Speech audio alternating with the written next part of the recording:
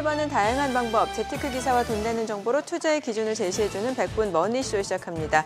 지난주 뉴욕 증시 같은 경우는 성금요일로 또 휴장이었죠. 네, 마지막 날이 휴장이었습니다. 금요일 장 이제 성금요일로 하루 쉬어갔는데요. 유럽도 마찬가지고요. 오늘 밤 이제 새로운 분기의 거래를 시작하게 될 예정입니다. 1분기를 돌아보면 S&P 500 지수가 20번 넘게 사상 최고치를 갈아치웠고 그야말로 최고의 1분기를 보냈다고도 할 수 있는 그런 상황입니다.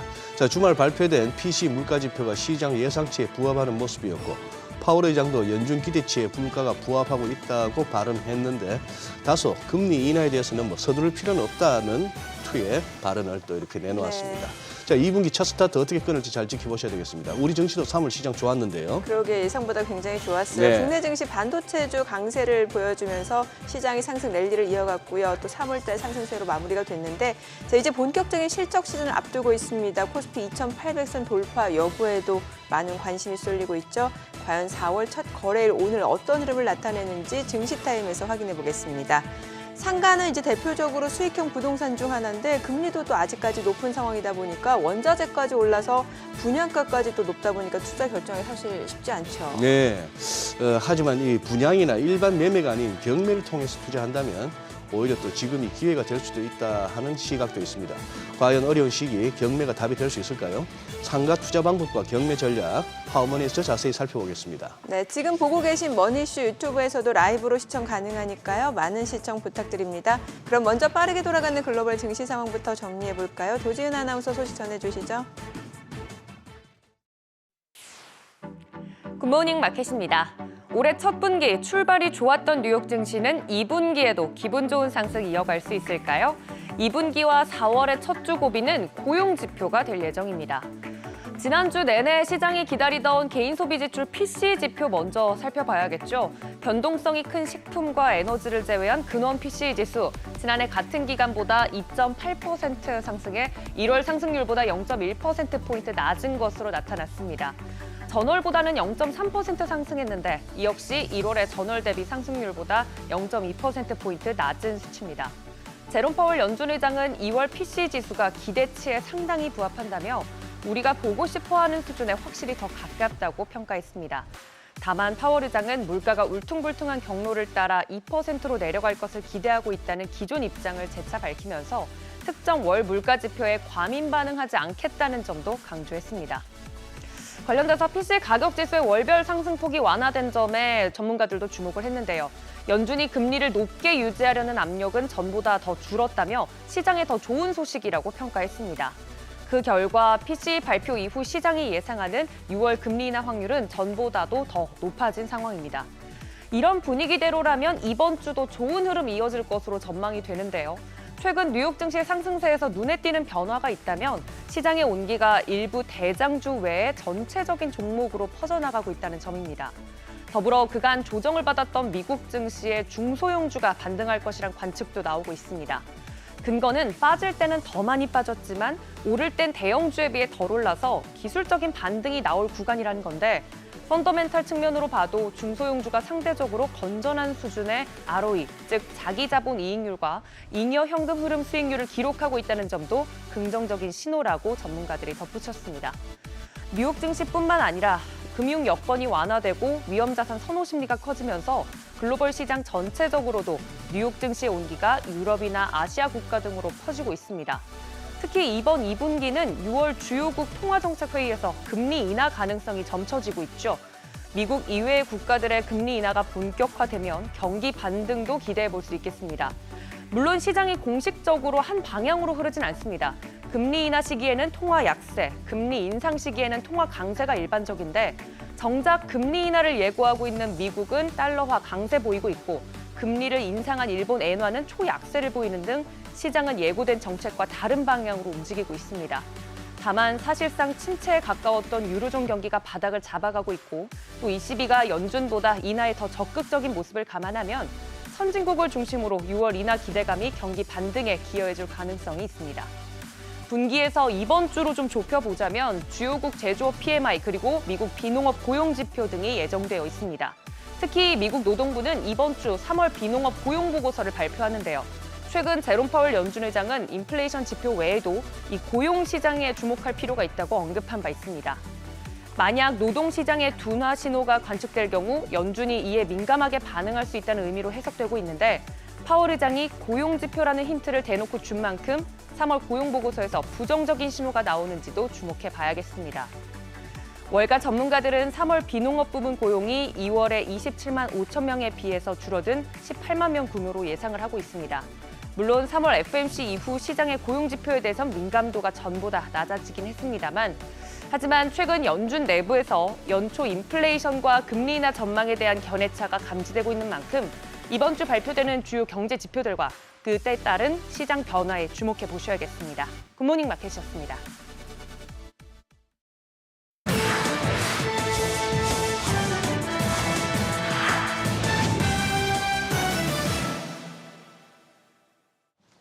마이크로소프트와 오픈 AI가 인공지능 초격차를 위해 과감한 베팅에 나섭니다.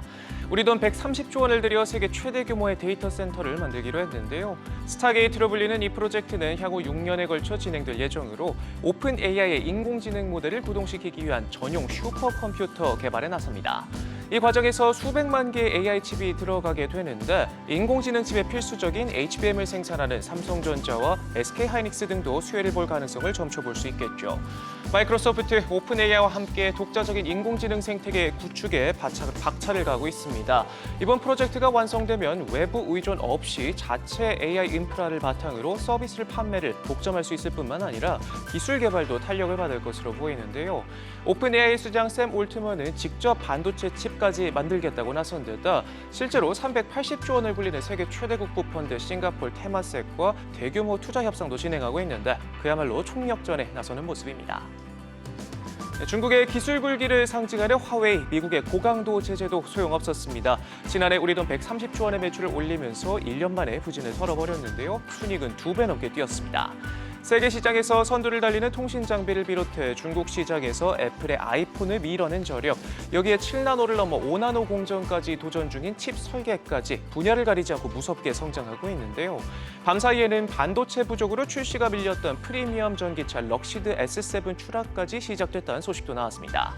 화웨이 만족을 모르고 이렇게 벌어들인 돈을 모두 연구 개발에 쏟아붓고 있습니다. 지난해 우리 돈 30조 원이 넘는 역대 최대 수준의 투자에 나섰고요. 전체 인력의 절반 이상이 연구 개발 인력으로 분류될 정도입니다.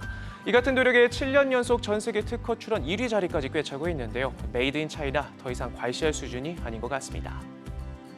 중국 이커머스 업계가 무섭게 글로벌 시장을 장악하고 있다는 소식 계속해서 전해드렸었는데요. 이번엔 알리바바의 타오바오가 말 그대로 진짜 로켓 배송을 선보인다고 합니다. 중국 로켓 제조업체 스페이스X와 함께 재사용 로켓을 활용한 특급 배송 개발에 나섰는데요. 전 세계 어디든 1시간 이내로 배송이 가능하다고 합니다. 현재 초기 시험 단계로 가까운 시일 내 발사 테스트를 실시할 예정인데 최대 10톤 화물을 운반할 수 있고 여기에 쓰일 자체 로켓은 이미 지난해 해상 회수 테스트까지 끝낸 상태라고 합니다. 빠르게 글로벌 시장을 잠식하고 있는 중국 이커머스 공룡들의 입김이 더욱 거세질 것으로 보이는데요. 국내에서도 최근 알리익스프레스 월간 이용자 수는 800만 명을 돌파하면서 11번가를 제치고 2위로 올라섰는데 여기에 진짜 로켓 배송까지 더해진다면 그 영향력이 얼마나 될지 가늠이 되질 않습니다. 중국 저가 전기차 총공세에 제대로 한 방 맞은 테슬라가 환골 탈퇴를 선언했습니다. 100년 넘게 이어져온 포드식 방식을 버리고 새로운 제조 공정을 도입해 생산 비용을 절반으로 줄이겠다고 나섰는데요. 기존 컨베이어 벨트를 따라 순서대로 부품을 조립하던 방식 대신 주요 부품을 한 곳에서 동시에 조립하는 언박스 공정을 채택하기로 했습니다. 이를 통해 대당 25,000달러짜리 전기차를 양산해 중국의 저가 공세에 맞서겠다는 방침인데요.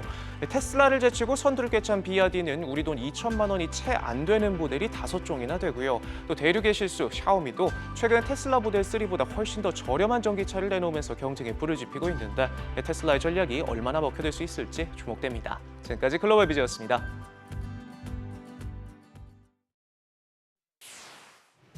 지난주 금요일 이슈가 있었던 업종 살펴보는 기업 이슈 시간입니다.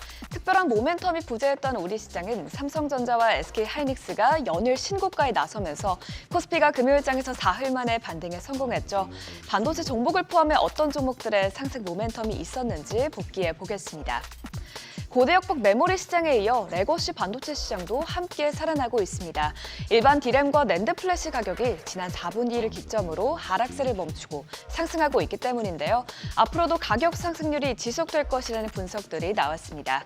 시장 조사업체 트렌드포스는 2분기 낸드 가격이 13%에서 18% 올라 1분기에 이어 두 자릿수 상승률을 이어갈 것이라는 전망을 내놨습니다. 기업들이 감산을 이어가고 낸드 공급업체 재고가 줄어들면서 낸드 가격이 상승하고 있는데요. 이에 따라 다올투자증권은 반도체 레거시 수요가 2024년 2분기부터 회복 구간에 진입할 것이라고 밝혔습니다. 이렇게 D램과 낸드 가격이 오르면서 삼성전자와 SK하이닉스 등 반도체 기업들의 실적 개선 시점도 앞당겨질 것으로 전망되고 있습니다. 이런 소식에 금요일장에서는 반도체 종목 내에서도 특히 레거시 반도체 종목과 반도체 전공정 장비주들이 올랐는데요. 마감 상황 살펴보겠습니다. 원익 IPS가 13.7% 올라 신고가를 경신했고요. 또 DI와 TCK도 모두 전공정 장비 업체인데요. 각각 12%대 강세 흐름 나타냈습니다. 이어서 신성 ENG와 파크 시스템스도 모두 큰 폭으로 뛰었습니다. 삼성전자와 LG전자의 경쟁 전선이 로봇으로 확대될 것으로 보입니다. 삼성전자가 최근 미래 먹거리 사업을 로봇으로 정하면서 투자를 넓히고 있는 가운데 LG전자는 며칠 전 삼성전자가 투자하고 있는 레인보우 로보틱스의 전시 부스에 방문하면서 로봇 사업을 확대하겠다는 포부를 밝혔습니다. 실제로 LG전자는 최근 물류와 서비스 분야에서 AI 기반 로봇 사업을 넓히고 있는데요. LG전자는 미국 AI 기반 서비스 로봇 스타트업 베어 로보틱스에 약 800억 원을 투자해 최대 주주가 됐다고 합니다. 아울러 LG전자와 삼성전자 모두 로봇 기업과의 M&A 가능성도 나오고 있는 상황인 만큼 앞으로 로봇 산업에 대한 투자 경쟁이 더욱 치열해질 것으로 보입니다. 이렇게 대기업들이 앞다퉈 로봇 시장에 뛰어들고 또 최근 상장한 로봇 전문 기업 엔젤 로보틱스도 상장 4일 만에 공모가 대비 243% 오르면서 로봇주들의 주가가 주목받고 있습니다. K&R 시스템이 22.93% 급등세 보였고요. 또 엔젤 로보틱스와 유일 로보틱스가 11%대 강세 흐름 나타냈습니다. 이외에 DRC와 T 로보틱스도 모두 상승 마감했습니다. 정부가 우주 개발에 박차를 가할 계획입니다.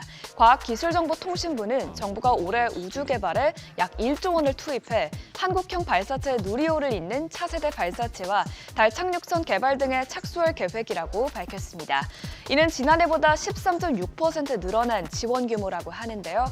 우주 탐사와 우주 수송 그리고 우주과학 등 5대 분야를 발전시키기 위해 예산이 투입된다고 합니다.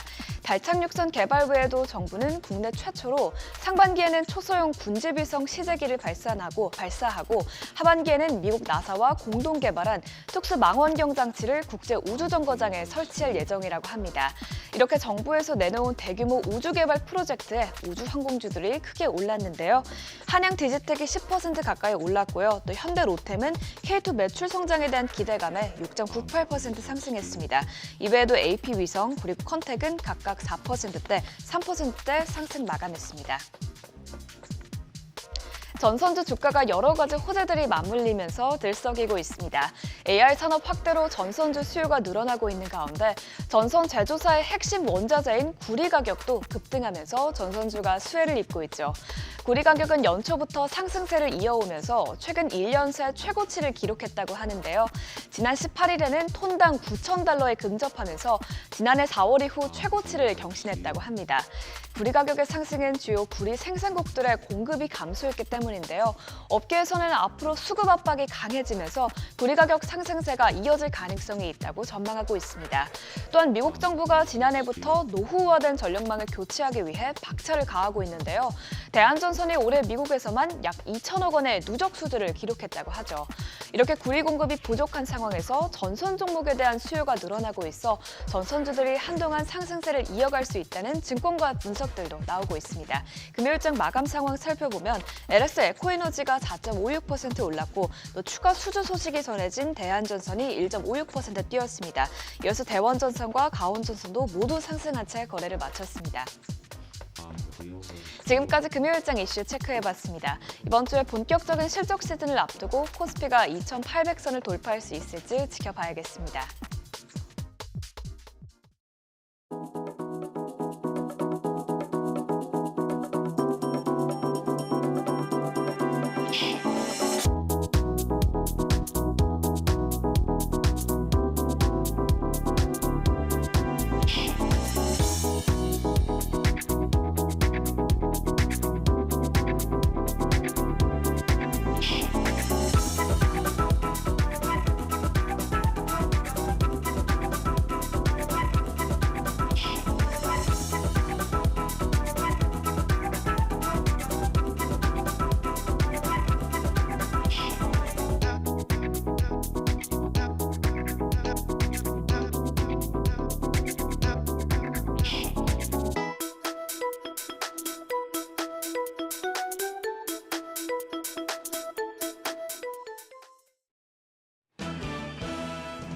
1분기가 끝났습니다. 지난주 2,750선까지 오른 시장은 방향성을 탐색하며 한 챕터를 마무리했습니다. 전 거래일엔 반도체가 독주하는 모습을 보였습니다. 삼성전자와 SK하이닉스가 또 한 번 나란히 52주 신고가를 경신했죠. 두 종목이 지금처럼 저력을 보여준다면 우리 시장이 2,700을 넘어서 2,800 고지를 바라볼 수 있지 않을까 하는 기대도 커졌는데요. 하지만 반도체만 가는 시장에 대한 부담감은 있습니다. 지난 금요일에 미국의 PC 물가 발표를 기다리면서 횡보 장세가 펼쳐졌죠. 코스피가 0.03% 강보합으로 2,746선이었습니다. 그런데 전체 종목 중에 3분의 2가 삼성전자와 SK하이닉스를 빼면 약세를 기록했기 때문에 사실 하락이라고 볼 수 있었던 장세였고요. 코스닥 시장도 0.5% 마이너스로 905선 간신히 지켜냈습니다. 수급 함께 보시죠. 외국인들이 우리 시장에 계속해서 들어오고 있습니다. 환율이 높은 수준이라 외국인이 강력하게 순매수할 수 없는 분위기라고 하지만 외국인 전 거래일에도 7,700억 원 가까운 물량을 사들였습니다. 다만 월말이라서 기관과 개인 모두 순매도 포지션 취했는데요. 개인이 4,782억 원, 기관이 2,808억 원 매도 우위 기록했습니다. 반대로 코스닥 시장에선 매수 주체가 개인과 기관이었습니다. 개인이 440억 원 넘게 순매수, 기관도 347억 원 사자세를 기록했고요. 외국인만 679억 원 매도 우위 나타냈습니다. 시가총액 상위 종목 반응 보시죠. 유가증권시장에서는 삼성전자와 SK하이닉스의 독주가 펼쳐졌습니다. 삼성전자가 1.98% 올라서 82,400원, SK하이닉스 2.69% 뛰어서 18만 3천 원이었습니다. 두 종목 외국인이 강력하게 담아가면서 나란히 신고가 경신했고요. 여기에 셀트리온도 4.03% 올랐고 포스코홀딩스 0.24% 상승세 기록했습니다. 하지만 2차 전지와 대형주, 자동차 대형주는 좀 약한 모습 나타냈습니다. 코스닥 시장으로 자리를 옮겨보면 여기서도 2차 전지 관련주죠. 에코프로 BM이 1.26%, 에코프로가 3.8% 낙폭을 기록했습니다. 그리고 헬스케어 섹터에서는 종목별 차별화 장세가 나타났는데요. HLB와 알테오젠이 4% 넘게 조정을 받으면서 낙폭을 키웠지만 셀트리온 제약이 1.35%, 삼천단 제약이 2.33% 상승률 기록했습니다.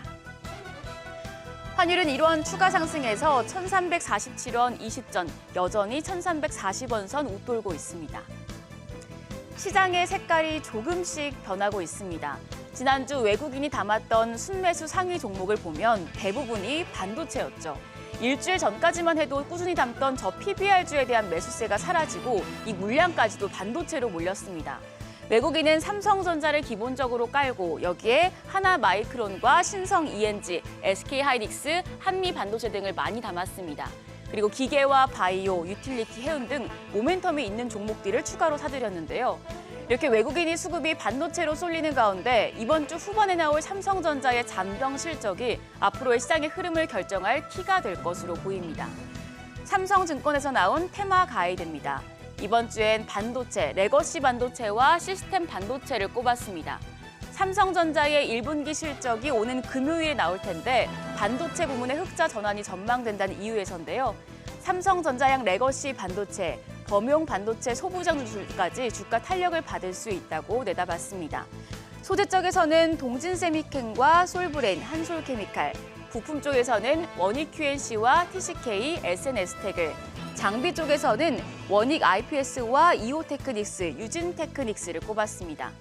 그러면서 또 시스템 반도체의 중요성도 강조했습니다. 현지 시간 2일에 인텔이 파운드리 사업 중장기 비전과 조직 개편을 반영한 재무 구조를 발표하는데요. 시스템 반도체를 제조하는 파운드리 사업의 확대에 따라서 반도체 IP를 보유하고 있는 오픈엣지 테크놀로지와 칩셋 미디어, 퀄리터스 반도체를 비롯해 팹리스 기업과 디자인하우스 테마탄까지 영향을 받을 것이라고 삼성증권은 전망했습니다. 이번 주에는 반도체단 관심 있게 보셔야겠습니다. 이번 주 일정 정리합니다. 우선 기업들의 배당락일이 이어집니다. 배당락 당일에는 시세 조정이 예상되니 참고하시길 바라겠고요. 오늘은 수출입 동향이 나오는데 반도체 수출이 계속해서 상승 추세를 탔을지 봐야겠습니다. 또 오늘 밤, 내일 새벽에는 마이크로소프트가 챗봇을 출시하는데요. 이에 따라서 AI 챗봇 관련주가 영향을 받을 수 있겠습니다. 현지 시간 내일엔 앞서 말씀드린 인텔의 파운드리 사업 계획들이 나오고요. 테슬라의 1분기 인도량이 발표됩니다. 반도체와 2차 전지 테마단에 영향을 줄 수 있겠습니다. 수요일에는 AI와 전력, 전기에 관련된 행사들이 개최됩니다. 그리고 목요일에는 홍콩과 중국, 대만 증시가 휴장을 하고요. 이제 가장 중요한 건 금요일입니다. 삼성전자 잠정 실적에 따른 반도체 관련주들 시세 체크하시고요. 현지 시간 금요일 미국에서 암 연구 학회가 개막하는데 여기에 참가하는 기업들의 모멘텀이 될 수 있을지 확인이 필요하겠습니다. 2분기 시장, 지난 1분기처럼 기록적인 상승세를 보여줄지 지켜보시죠. 지금까지 어제장 오늘장이었습니다.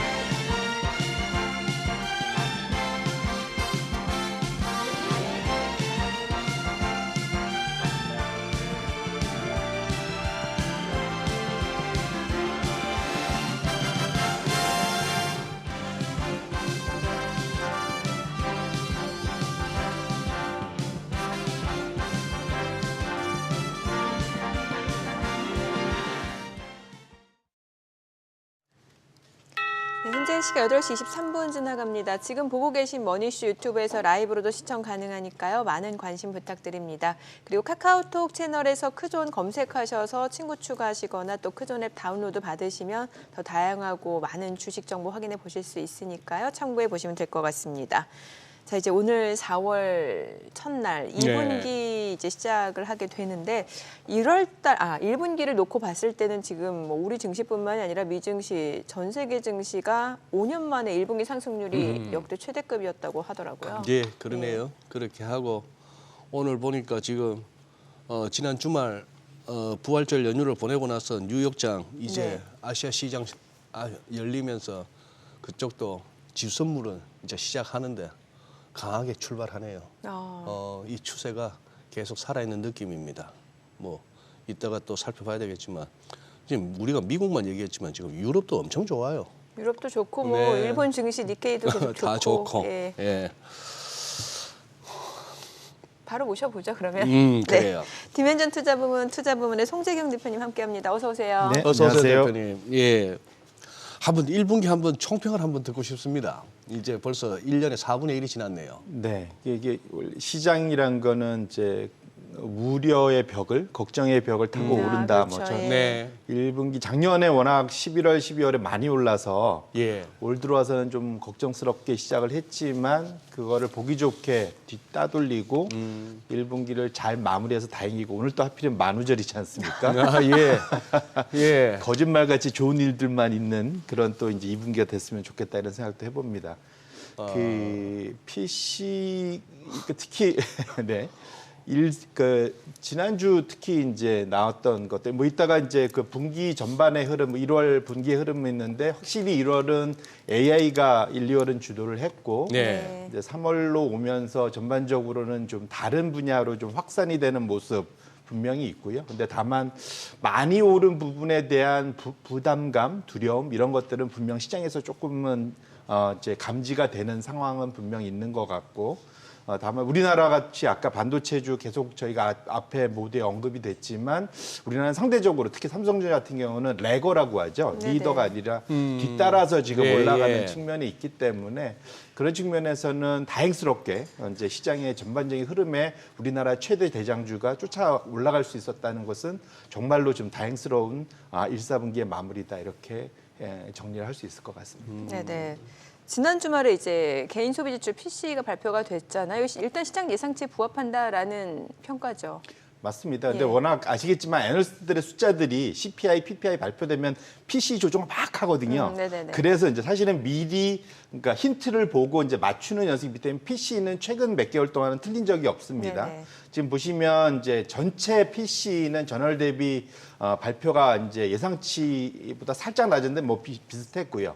근원 PC가 이제 정확히 부합해서 전반적으로는 다 괜찮았다 얘기를 하고 있고.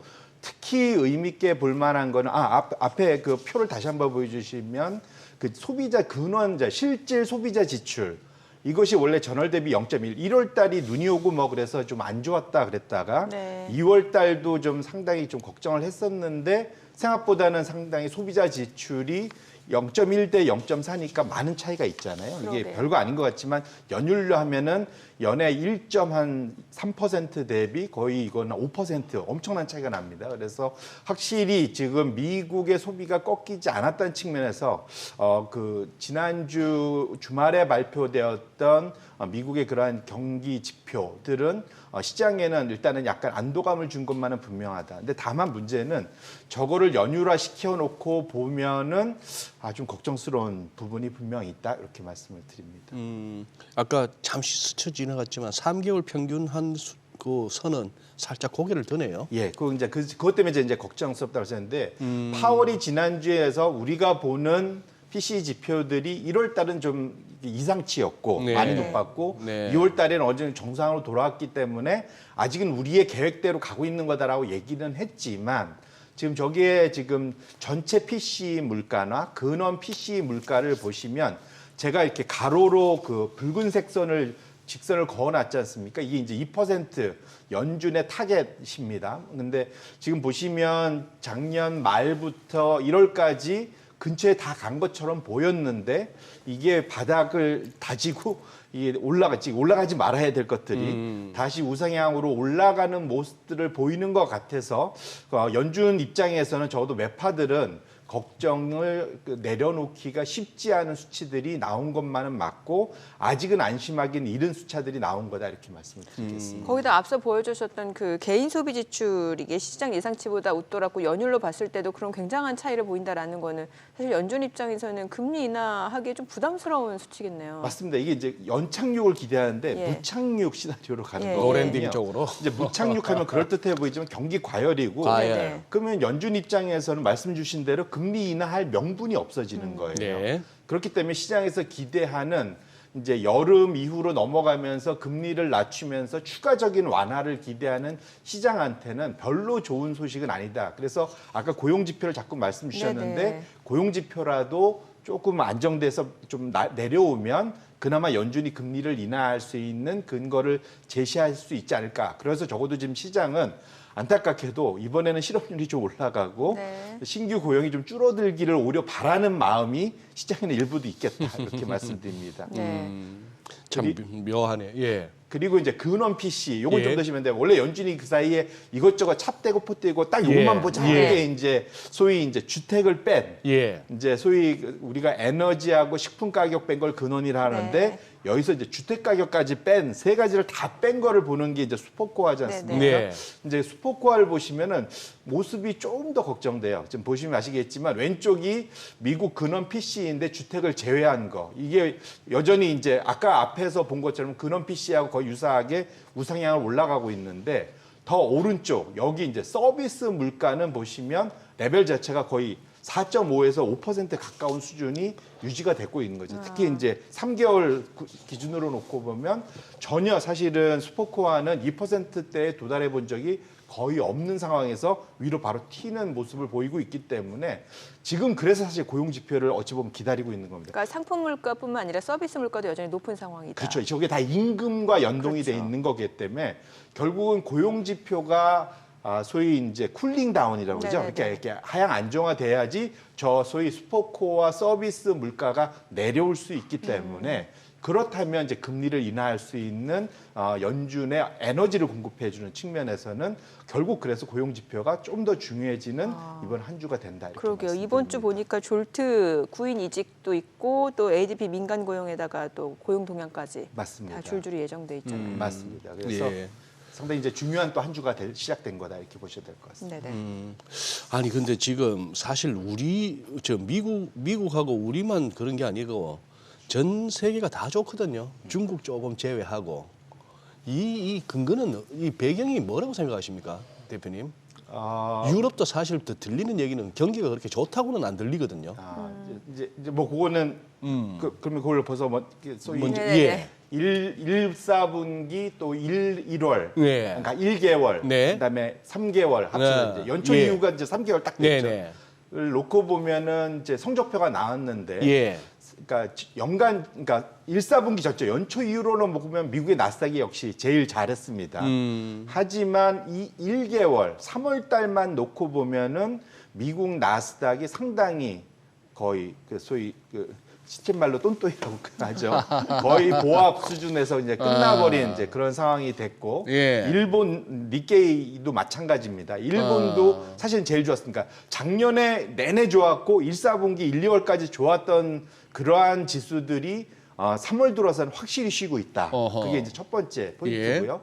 반면에 말씀 주신 대로 유럽이 전반적으로 1월 달 3개월 다 상위권으로 좀 다 치고 올라가고 있다. 이렇게 보셔야 될 것 같고 대만 가권하고 한국 코스피는 확실히 AI발 반도체의 반등에 힘입어서 상위권의 랭크가 됐다는 측면에서는 좀 다행스럽다 이렇게 말씀을 드릴 것 같은데 말씀 주신 대로 유럽이 왜 좋냐?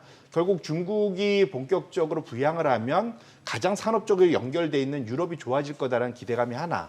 네. 그다음에 미국보다 유럽이 금리 인하를 빨리 인하할 거라는 또 기대감 하나. 네. 그리고 마지막으로는 사실 유럽의 기업들은 유럽 경기의 영향을 받기보다 전 세계의 영향, 특히 미국의 영향을 더 많이 받는다는 겁니다. 어허. 그러니까 유럽의 상장은 돼 있으나 유럽의 소위 대형 메이저 기업들은 전체 매출에서 차지하는 비율의 절반이 미국에 있거나 다 예. 해외라 예. 유럽의 비중이 상대적으로 적다라는 거죠. 그런 측면에서 놓고 보면 미국발 전 세계적인 그러한 주가 흐름에서 유럽이 오히려 상대적으로 좋을 수밖에 없다 말씀을 드릴 수 있을 것 같고요. 지금 차트가 잘 열려 있는데 보시면 미국은 이제 사실은 우리가 지금 부담스러워하는 게 비싸졌다는 거죠. 너무 많이 네네. 올라서 워낙 실적이 좋긴 하지만 그걸 감안해도 주가가 더 빨리 올라서 지금 이제 골드만삭스 자료인데 장기 한 30년 차트에서 놓고 보면 파란색 선이 S&P 500의 선행 PER입니다. 보시면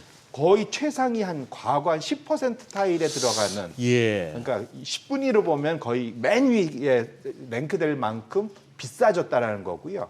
반면에 유럽은 최근에 많이 오르긴 했지만 평균적으로 보면 그냥 평균 수준의 지금 그 밸류에이션, 가치 평가를 받고 있다는 측면에서는 지금 만약에 유럽이 전반적으로 경기가 다시 반등을 한다면 이 정도 밸류에이션이면 미국보다는 유럽이 올라갈 그런 가능성이 더 높다라는 측면에서 예. 그리고 기술주의 비중이 상대적으로는 유럽이 적다는 측면에서 오히려 부담이 덜하다라는 측면에서 최근에 유럽이 미국의 대안으로 나타나면서 서서히 유럽의 그런 성과가 좀 더 나아지는 이유가 거기에 있다라고 저는 해석을 하고 있습니다. 네. 확실히 이제 파란색 S&P 500의 선행 PER 이렇게 레벨을 보면은 2000년 닷컴 버블 오기 전에 그리고 코로나 왔을 때 코로나 팬데믹 장세, 유동성 장세 그때 대비 조금 낮은데 얼핏 보면 좀 더 가도 될 것 같고. S&P 500이요. 근데 뭐 사실 전고점을 꼭 도달해야 된다는 거는 이제 비교할 수는 없어서 그때마다 좀 다르기 때문에 거꾸로 2008년대는 낮았음에도 저때 무너진 적도 있지 않습니까? 하하. 네. 2008년에는 네. 그러네요. 네. 예. 네. 그러네요. 저 그래프 잘 해석을 해야 되는구나. 맞습니다. 네. 아니 근데 그 엔비디아 그 뭐 천불이 뭐라고 내친 김에 그냥 한번 찍으면 좋을 것 같은데 그걸 못 가네요. 뭐 말씀하신 대로 실적이 사실은 받쳐주면은 또 갈 수 있겠죠. 그렇죠. 네. 예. 네. 아니, 저는 앞서 저희 물가지표 얘기를 좀 네. 더 여쭤보고 싶은 게 최근에 보면 유가 상승세가 좀 심상치 않아서 맞습니다. 이게 또 좀 잠재적인 인플레이션 압력 요소가 되지 않을까라는 우려가 있는 것 같거든요. 예, 이게 이제 병주고 약주고인데 예. 거꾸로 이것 때문에 에너지 종목이 이제 좋아지는 이따 예, 말씀드리겠지만 제가 지금 한 달여 전부터 계속 에너지를 봐야 예, 된다 예. 말씀을 드렸었는데 그것이 좋아지는 원인이 되지만 거꾸로 시장에는 부담이 될 수 있는 게 물가 상승이 압력이 됩니다. 대표적으로 소비자 기대 심리를 끌어올릴 수가 있고요. 그렇죠. 그다음에 헤드라인 CPI라고 하죠. 예. 전체 소비자 물가를 대표적으로 선행해서 끌어올리는 대표적인 지표다 이렇게 말씀드리고 싶은데 3번 차트를 열어봐 주시면 미국의 CPI가 제가 이제 그려놓은 것이 보라색 선, 요거보다 이제 하나 더 전 그래프입니다. 3번 그래프, 네, 3번이라 돼 있는 거기 보시면 보통 미국 CPI라는 것이 미국에서 전체적으로 그렇죠 이제 나타났습니다. 지금 보라색이 미국 CPI인데 요거보다 지금 한 우리가 먼저 한 달 정도를 더 먼저 보는 게 휘발유가인데 갤런당 지금 3.5불까지 지금 올라가 있는 상태거든요. 물론 지금 우크라이나 위기 때 거의 5불 갔었던 거에 비하면 아직은 낮지만 작년도 수준까지 지금 다시 치고 올라온 겁니다. 네. 그래서 작년 한 10월부터는 빠르게 올라와서 2.5불에서 3.5불까지 올라오면서 부담감이 이제 확실히 는 거죠. 그다음에 제가 이제 요건 제가 차트를 안 갖고 왔는데 코로나 전과 후가 예. 그 미국의 그 소위 출퇴근 거리가 네. 거의 뭐 한 20%에서 30% 늘어났더라고요.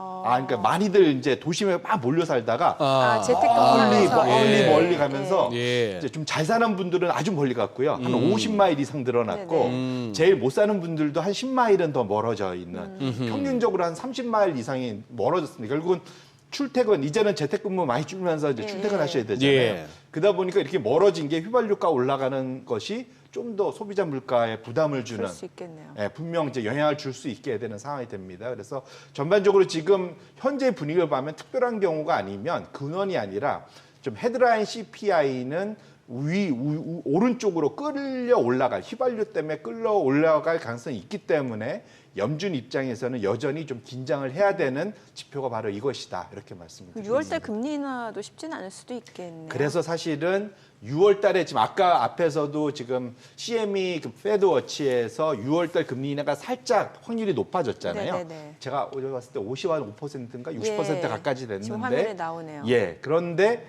지금 말씀 주신 대로 6월 달에 내리려면 지금 3월, 4월에 PC를 다 확인을 한번 하고 네. 5월 달 CPI까지 다 확인을 해야 되거든요. 그런데 지금 유가가 올라가는 것이 지속되고 지금 드라이빙 시즌까지 들어가는 걸 감안한다면 소비자 기대 심리, 물가 기대 심리가 다시 위로 좀 끌려 올라갈 확률이 있어서 6월 달도 솔직히 좀 가봐야 될 확률이 좀 더 커졌다 이렇게 말씀을 드립니다. 네네네. 근데 이 유가가 조금씩 이제 고점을 높여가고 뭐 구리 가격 같은 비철금속도 그렇고 이런 것들이 어떻게 보면은 경기 측면에서는 좋은 거 아닙니까? 수요 증가로 해석이 된다라는 거죠.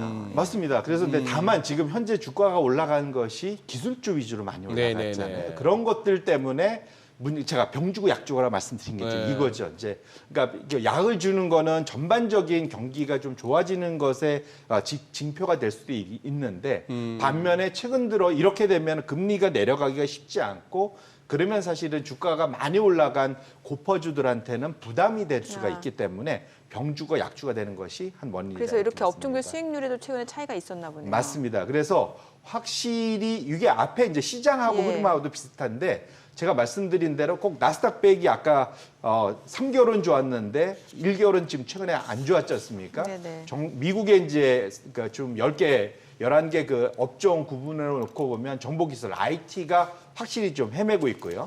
경기 소비재도 좀 아래 낮아 있습니다.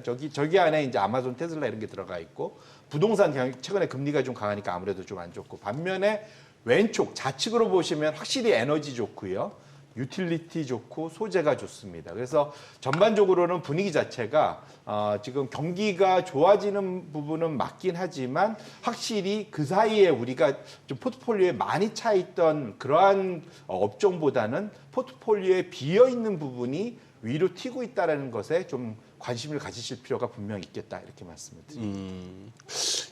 지금 이렇게 대표님 우리 한때 왜 그런 말이 있었지 않습니까?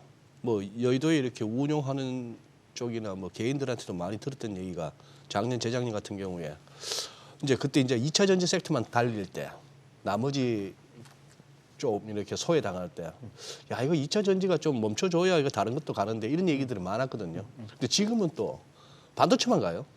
약간 느낌이. 예, 맞습니다. 요런 어떤 또 이렇게 되면 또 반도체 주식 갖고 계신 분들은 입장에서는 참 오랫동안 마음고생 끝에 이제 좋은 시절을 맞았는데 이게 또 시장 전반적으로 봐서는 또 수급에 쏠림이 있는 거 아닌가요? 혹시 또?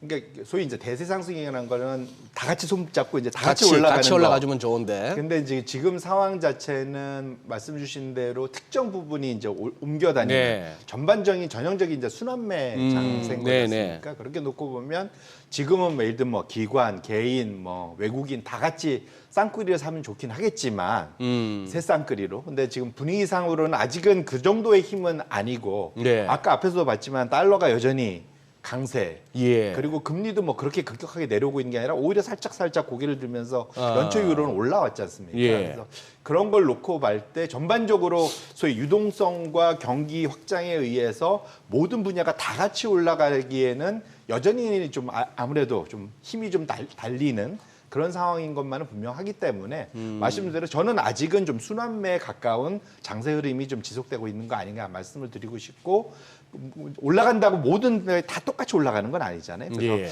확실히 이제 업황이 좋은 부분 위주로만 지금 이제 딸려 올라가거나 그 사이 못 올라간 종목들이 대표로 삼성전자 그 사이 SK 하이닉스에 비해서 덜 올랐다가 지금 이제 소위 캐치업 스토리라고 그러죠. 뒤따라 올라가는 갭 메우기의 성격이 좀 강하기 때문에 사실 이번에 실적 시즌 첫 숫자 나오고 아마 그 다음에 이제 그 컨퍼런스 콜에서 삼성전자의 그러한 코멘트 되게 중요할 거고 플러스에서 사실은 이게 이제 TSMC나 경쟁하는 반도체 기업들의 코멘트를 다 종합해서 봐야만 이것이 지속적으로 우상향할 수 있는지도 같이 한번 체크가 돼야 될 것으로 생각이 듭니다. 네. 최근에는 그 업종 얘기를 할 때 이제 성장주, 가치주 이렇게 많이 분류를 하고 예전엔 사실 경기 민감주, 경기 방어주 이런 얘기 있었는데 요즘엔 좀 많이 안 하잖아요. 맞습니다. 예. 근데 최근 들어서는 그것이 조금 더 이게 영향을 미치는 예. 말씀 주신 대로 똑같아요. 근데 성장 밸류, 이제 성장 가치 했을 때 성장주가 가치주보다 상당히 지금 네네. 고평가로 예. 지금 와 있는 예. 거고 유사하게 경기 순환주하고 경기 방어주도 비슷한 흐름을 보이고 있다 말씀을 드리고 싶은데 그 7번 차트를 한번 열어봐 주시면 경기 순환 업종과 경기 방어 업종을 일단 구분할 필요가 있을 것 같아요. 네네. 네. 그러니까 경기 순환 업종이라는 건 뭐냐면 말씀 주신 대로 이제 그 성장에 가깝죠. IT, 통신 서비스, 재량 소비, 금융 산업재, 소재 부동산 뭐 이렇게 섞여 있는데 뭐 대표적으로 이제 앞에 통신 서비스 하면 우리나라의 이제 통신 서비스 생각하시면 안 되고 저기에는 구글 뭐 이런 것들이 들어가 있습니다. 예. 그래서 이제 IT 통신 서비스, 재량 소비재 이런 것들이 이제 전통적인 이제 경기 순환 업종이다. 보시면 좋을 것 같고요.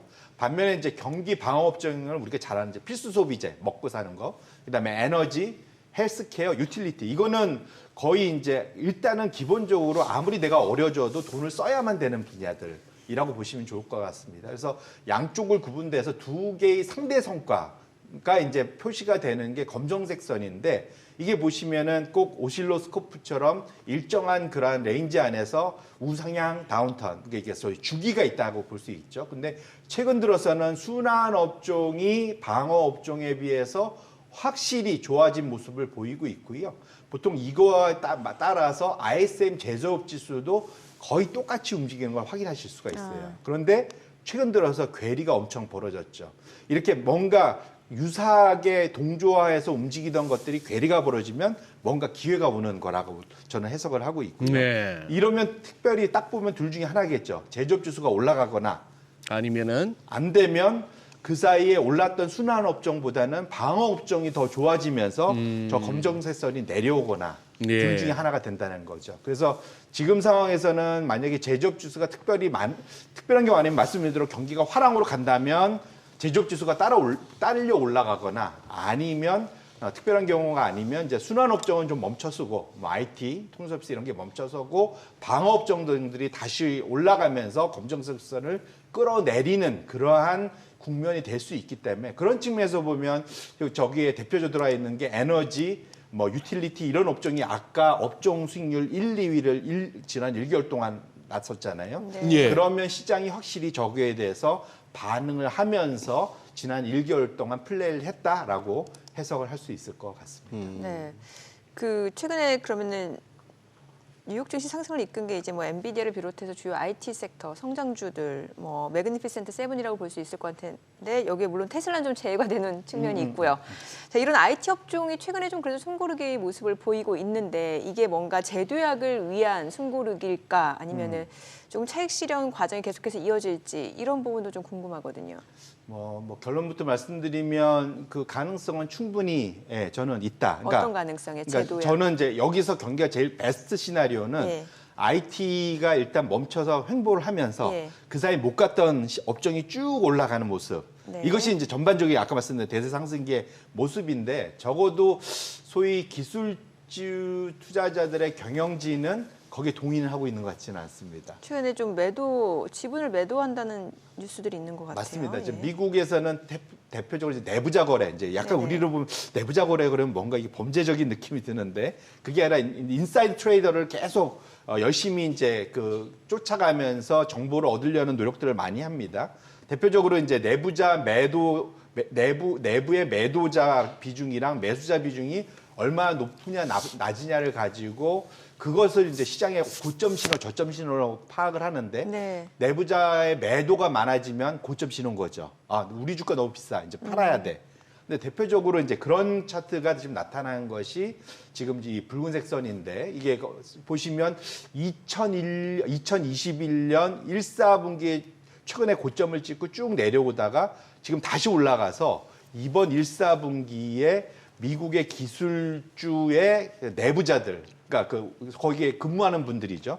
특히 임원들 중에 최고 경영진들이 많이 내다 팔았다는 거죠. 네. 그럼 지금 주가에 난 만족하고 이제 그만 이익 실현을 좀 할래라는, 물론 개인적인 그런 이제 세금도 내고 뭐 이래야 되니까 그런 것도 있게 하겠지만 적어도 최근 시그널로 놓고 봐서는 저것이 많이 올라갔을 때는 미국의 IT 기술 업종이 좀 세게 가기에는 좀 당분간 어려울 수도 있겠다라는 그런 힌트는 적어도 얻을 수 있다 봐야 될 것 같고요.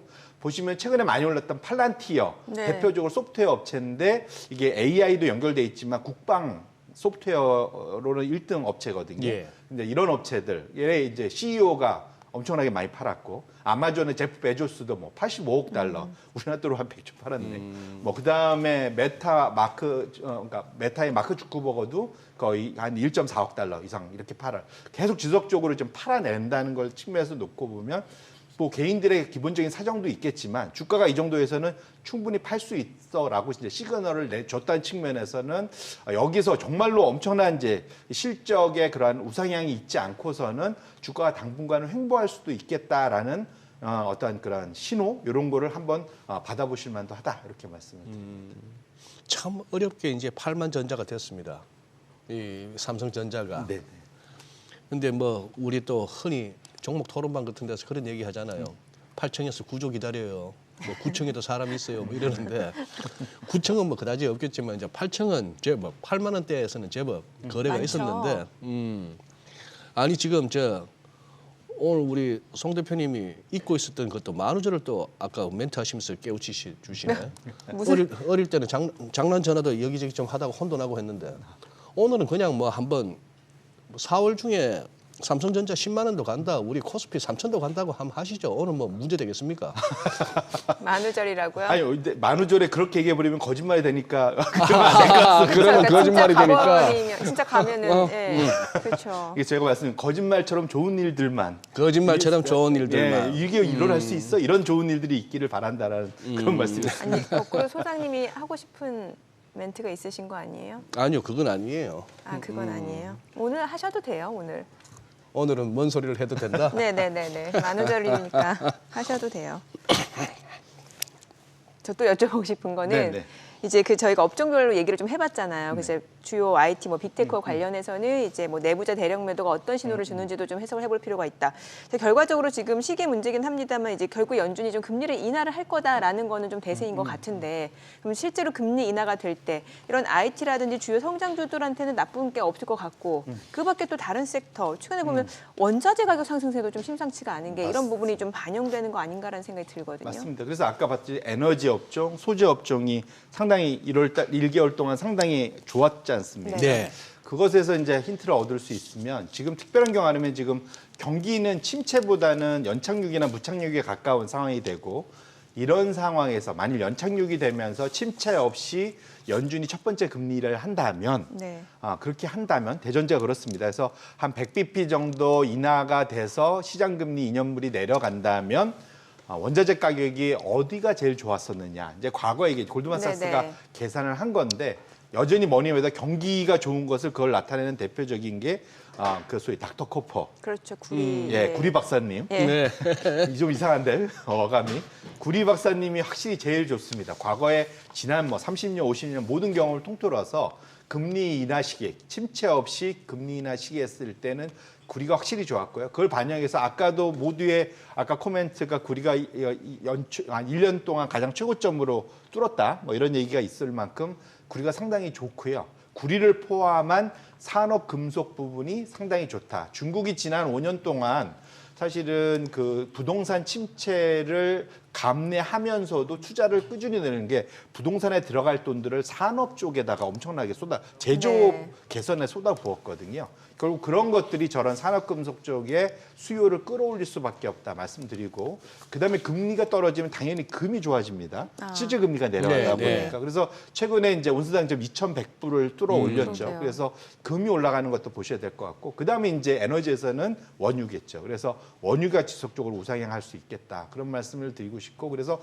결론적으로는 이렇게 놓고 보면 원자재 가격이 저렇게 꾸준히 올라가면 이와 연동되어 있는 기업들도 분명 시차를 두고 봅니다. 그래서 통상 이제 원자재 가격이 올라갈 때는 시차를 두고 원자재 가격이 먼저 올라가고 그 다음에 이제 원자재 기업들이 따라 올라가거든요. 그래서 아직은 충분히 기회가 있을 수 있는 상황이기 때문에 이 차트를 꼭 염두에 두시고 관련된 기업들이나 ETF를 꼭 한번 염두에 두실 필요는 있겠다 말씀을 드립니다.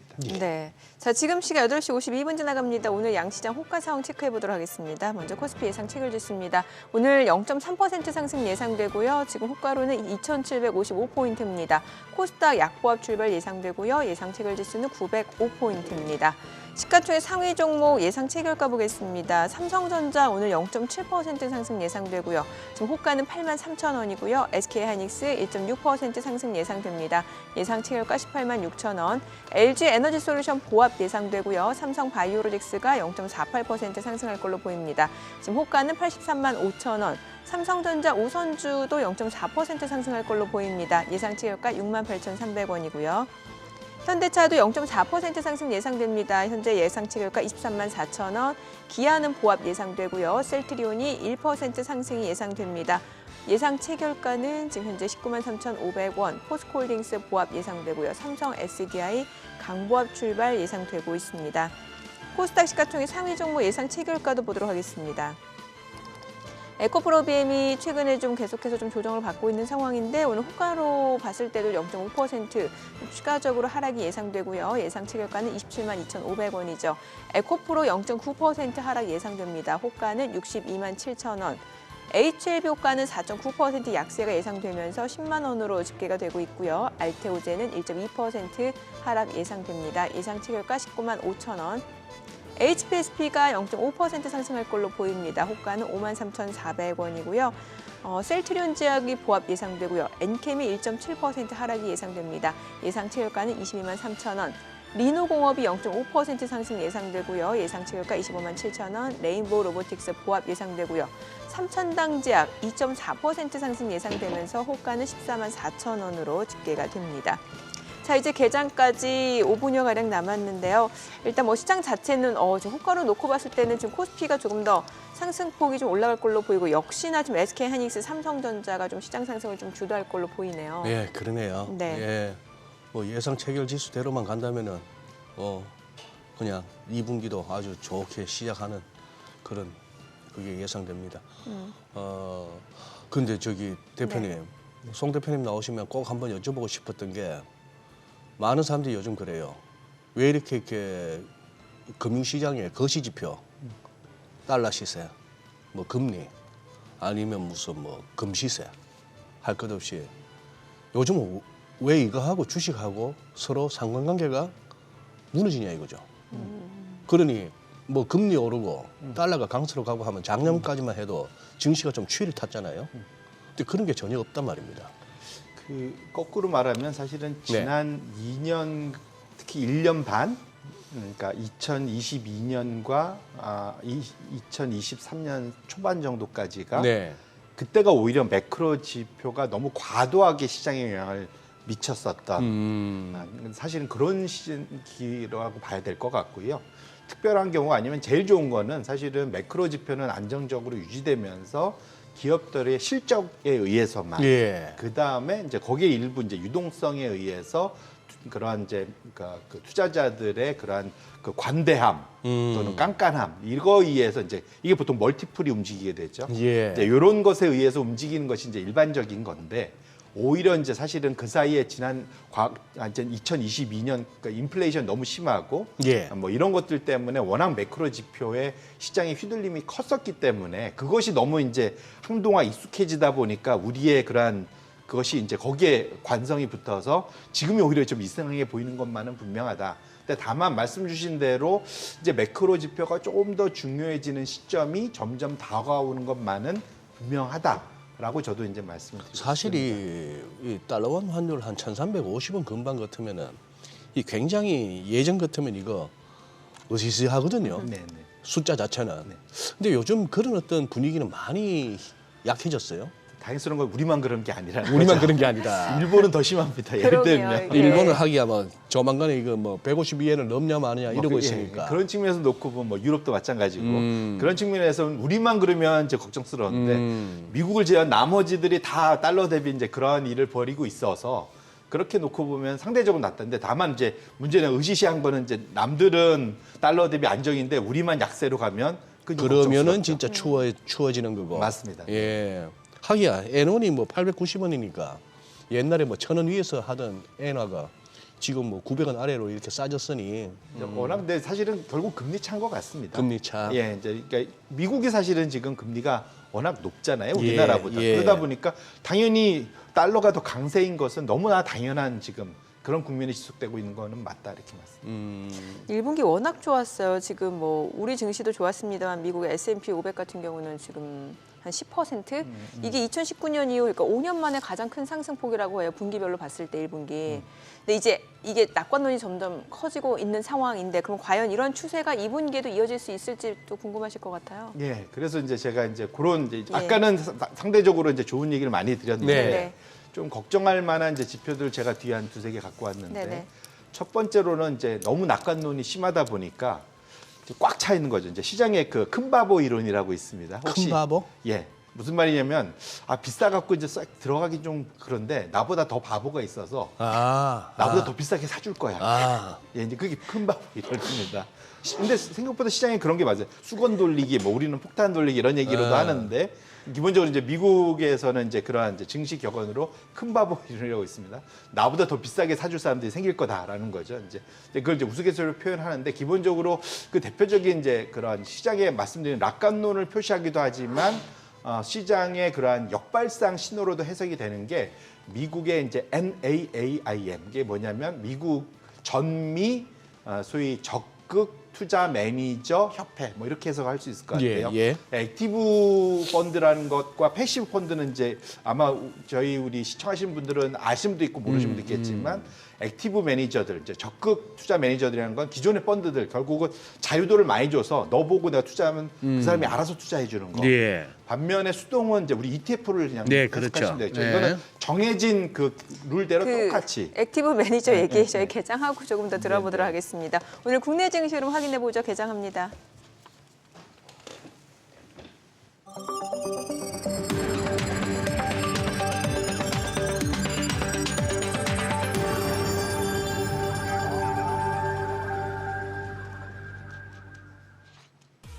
네, 4월 1일 월요일 국내 증시 개장했습니다. 이제 오늘 2분기 첫 거래일이고요. 1분기 수익률 굉장히 좋았습니다. 뭐 국내 증시뿐만 아니라 미증시, 글로벌 증시 상승률 굉장히 좋았고 이번 주가 또 굉장히 중요한 한 주가 될 것 같습니다. 뭐 미국의 고용 지표 발표를 앞두고 있는 상황이고 또 테슬라 1분기 출하량까지 예정이 되어 있기 때문에 이런 부분에서 또 시장에 어떤 영향을 줄지도 좀 체크해봐야 될 것 같고요. 일단 오늘 양시장 지금 호가로 놓고 봤을 때는 또 반도체수 랠리가 시장 상승을 이끌 것으로 예상이 됐는데 지수부터 좀 확인해 보도록 하겠습니다. 코스피가 0.7% 올라갑니다. 2,766포인트고 코스닥도 0.5% 상승합니다. 910포인트입니다. 시가총액 상위 종목 시초가 보겠습니다. 삼성전자가 0.9% 상승합니다. 83,200원이고요. SK하이닉스가 2.5% 강세입니다. 187,600원. LG에너지솔루션이 지금 보합이고요. 삼성바이오로직스가 약보합으로 83만 원이죠. 삼성전자 우선주가 0.8% 올라갑니다. 68,600원. 현대차가 0.2% 상승합니다. 23만 4천 원이고요. 기아가 0.9% 올라갑니다. 11만 1,200원. 셀트리온이 1% 상승합니다. 19만 3,500원, 19만 4,100원. 상승폭이 조금 더 확대가 되네요. 포스코홀딩스가 0.4% 올라갑니다. 42만 3,500원이고요. 삼성 SDI는 1% 떨어집니다. 46만 5천 원. 코스닥 시가총액 상위 종목 시초가도 보도록 하겠습니다. 코스닥 쪽에서는 지금 에코프로비엠이 나흘 만에 반등 보여줍니다. 0.3% 올라갑니다. 27만 5천 원이고요. 에코프로도 0.47% 상승합니다. 63만 6천 원. HLB가 강보합으로 10만 4,400원, 지금 0.7% 하락으로 전환이 됐네요. 알테오젠이 0.6% 떨어집니다. 19만 6,200원이고요. HPSP가 1.69% 상승합니다. 5만 3,900원. 셀트리온지아 0.8% 올라갑니다. 10만 5,900원. 엔캠 0.4% 상승합니다. 22만 8천 원이고요. 리노공업 3.7% 강세입니다. 역시나 오늘 반도체주 섹터가 흐름 굉장히 좋네요. 26만 6천 원. 레인보우 로보틱스는 지금 약보합이고요. 삼천당 제약은 3.6% 상승하면서 14만 5,700원에 거래되고 있습니다. 자, 오늘 시장을 이끄는 섹터 종목들 좀 보도록 하겠습니다. 역시나 반도체입니다.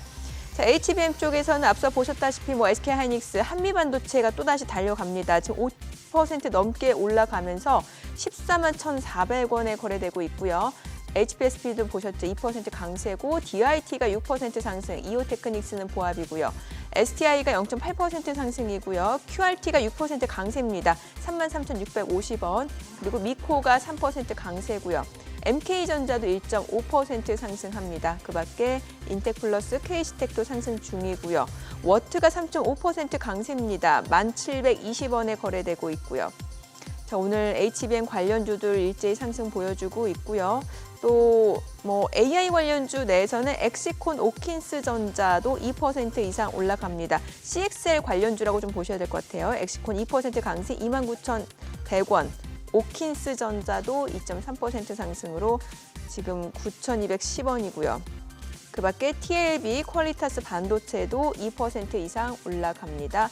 오늘 CXL, 컴퓨터 익스프레스 링크 관련주들도 지금 강세를 보여주고 있고요. 오늘 반도체 관련주들은 그냥 줄줄이 올라간다라고 보시면 될 것 같아요. 지금 보게 되면 온디바이스 AI 관련주, 앞서 리노공업 보셨죠? 그리고 제주반도체도 1.3% 상승 중이고 네페사크, 오픈엣지 테크놀로지 모두 1% 이상 올라갑니다. 자, 그리고 최근에 그 신재생 쪽에서는 또 풍력 에너지 관련주들도 다시 한번 지금 시장의 관심을 받고 있는 섹터인데 오늘도 올라가네요. 지금 SK 이터닉스가 18% 급등 중입니다. 15,230원이고요. 그리고 CS 베어링도 3% 강세, CS 윈드도 6% 강세고요. 그 밖에 유니슨, 동국 SNC도 8% 넘게 올라갑니다. 풍력에너지 관련주들도 많이 올라가고요. 초전도체 관련주들도 올라가네요. 신성델타테크, 서남, 탑엔지니어링 모두 강세입니다. 지금 시각 9시 4분 지나갑니다. 수급 상황 체크해 보도록 하겠습니다. 오늘 유가증권 시장에서는 외국인과 기관이 삽니다. 각각 207억 원, 240억 원 순매수고요. 개인은 411억 원 매도 우입니다. 코스닥에서는 개인과 지금 기관이 삽니다. 각각 334억 원, 111억 원 순매수고요. 외국인은 444억 원 매도 우입니다. 지금 시각 9시 4분 지나갑니다. 환율 체크해 보도록 하겠습니다. 오늘 외환시장 개장 상황입니다. 달러 단위로 3원 20전 하락한 1,344원에 개장이 됐습니다.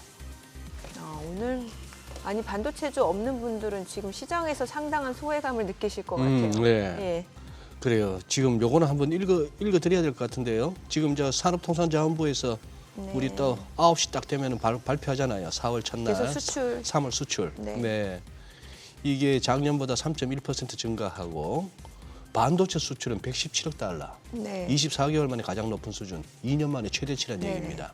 반도체 디스플레이, 무선 통신, 컴퓨터 등 IT 쪽이 수출 증가율이 전부 플러스를 나타냈고 조금 이제 줄어든 거는 이제 전기차 판매 증가세가 춤해지면서 3월 자동차 수출은 전년 대비 5% 감소했네요. 뭐 그런 식으로 나오고 수입액은 12.3% 줄다 보니까 3월 무역 수지 42억 8천만 달러, 한 43억 달러 무역 수지 흑자. 이런 추세라면은 거의 뭐 한 500억 달러 넘는 이런 페이스라면은 연간 500억 달러도 가능하다 하는 얘기인데 그냥 환율이 NDF 시세보다 많이 이렇게 훅 떨어지면서 우리 수출 지표 호조를 반영하고 있습니다. 그런 상황이 됐고 그러고 보니 최근 들어서 시장이 빠르긴 빠르네요. 현대차, 기아가 조금 이렇게 주가가 잘 달리다가 최근 들어 조금 이렇게 주춤하던 게 벌써 요런 딱 냄새 맡았다는 얘기네. 그렇죠? 네, 또 그 사이에 또 1, 2월 달에 워낙 핫했지 워낙 않습니까? 핫했고. 네. 예. 네. 앞서 저희 그 액티브 매니저 얘기 좀 마무리 져야 될 것 같아요. 예, 그래서 아까 말씀드렸는데 이제 휴먼 인디케이터 네네. 뭐 이런 얘기도 네. 할 수 있을 것 같은데 결국은 너무 주도권을 자유도를 많이 주다 보니까 우리 미국에도 마찬가지로 전미 그런 액티브 매니저들이 그 주식을 꽉꽉 담아 이제 더 이상 담기 어려울 정도로 꽉 담으면 이 고점이 오더라라는 이제 그건데요. 지금 주황색 선이 S&P 500이고요. 파란색 선이 자신의 최대 목표되는 그러한 그 주식 비중 노출도가 얼마나 되느냐. 지금 보시면 이건 최대 한 200%까지 갈 수 있습니다. 레버리지 리스트를 쓰면. 예. 근데 지금 보시면 지금 수준이 거의 100%를 넘어 103%까지 지금 올라갔는데 지금 왼쪽이 좀 잘려서 그렇긴 한데 지금 작년 8월에 100% 한번 넘었었고요. 예. 그다음에 2021년 11월에 100%를 넘었습니다. 다 이게 보면 지수의 단기 고점 또는 이제 그러한 조정 전에 꽉꽉 채워놓게 된다라는 거죠. 네. 그래서 적어도 이제 이것을 이제 대세 상승으로 볼 수도 있겠지만 거꾸로 보면은 단기적으로는 이제 더 이상 사줄 사람이 없겠구나. 왜냐하면 자신이 가지고 수 있는 주식 포트폴리오의 주식 비중을 꽉꽉 채워놨기 때문에 그런 측면에서 놓고 보면은 오히려 지금은 단기 조정 가능성도 염두에 둘 만한 첫 번째 차트다. 이렇게 말씀을 드립니다. 예. 네. 우리 지금 어디가 제일 잘 나갑니까? 좀 반도체죠. HBM 쪽. 한미 반도체가 이미 한미 지금 반도체 또 14만 원이 넘어섰고 14만 원 넘어가고 뭐 SK 하이닉스도 그렇고 그러니까 반도체 쪽에서도 그 엔비디아하고 관련된 쪽이 제일 잘 나가요. 엔비디아하고 관련된 그게 쪽. SK 하이닉스하고 한미 반도체. 예. 바이오 쪽은요? 바이오요? 바이오는 오늘 좀 주춤한 상황이에요. 지금 알테오젠 뭐 떨어지고 있고 셀트리온 제약도 좀 내림세고 뭐 삼성 바이오로직스 같은 경우도 지금 소폭 내림세고요. 이번 주 뭐 아마케 있다고는 합니다만 사실 이런 이벤트 자체가 바이오 섹터에 주는 영향 그렇게 크지 않다는 생각이 들고 약간 순환매적으로 움직이는 것 같아요. 바이오 쪽은. 지금 뭐 로봇 쪽에 기대감은 상당합니다만 우리 송 대표님은 어떠세요? 운영하시는 입장에서.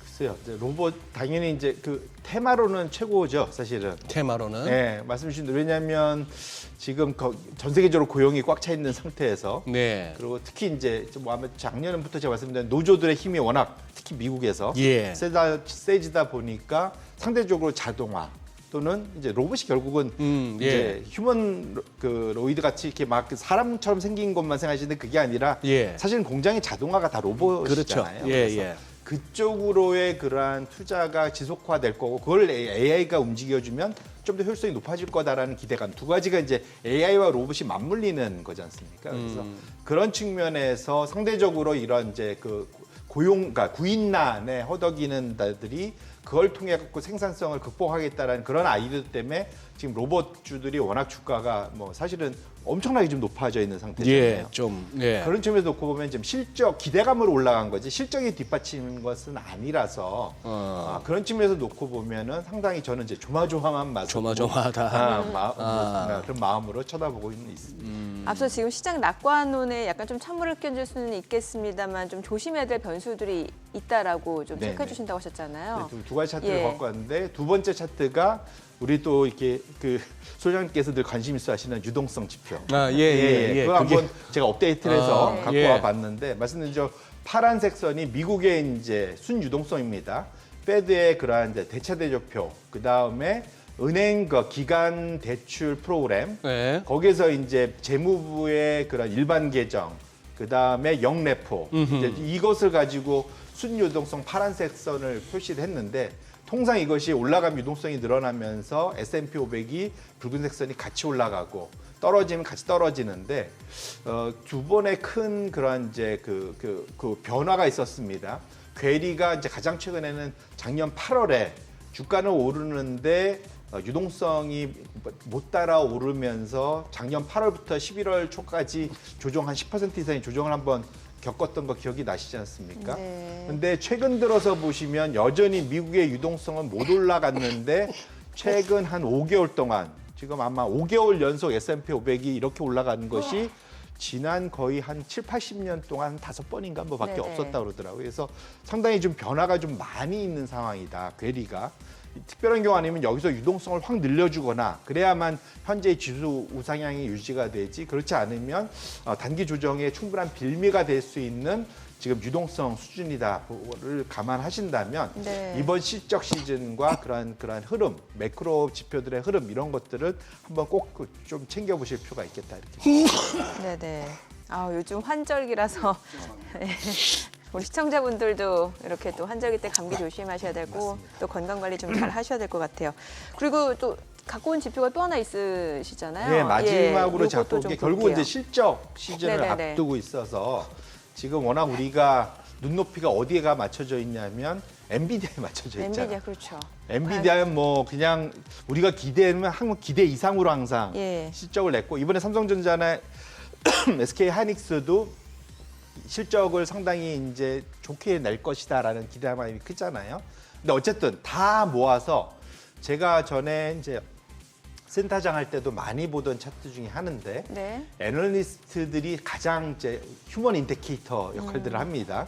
애널리스트들이 선행해서 미리 뭘 가져가는 격이보다는 네. 보통은 좀 다 얘기 듣고 제일 보수적인 게 바텀 애널리스트들이거든요. 네. 기업 분석하는 예. 애널리스트들인데 그게 이제 저기 보면 붉은색입니다. 저게 뭐냐면 그래서 내가 전보다 이익 추정치를 상향하는 네. 그러한 건수, 그다음에 전보다 이익 추정치를 하향하는 건수, 네. 그걸 비율로 놨습니다. 그래서 올리는 거는 상향이 하향보다 더 많아지는 거죠. 네. 내려오면은 상향보다 하향이 더 많아지는 거죠.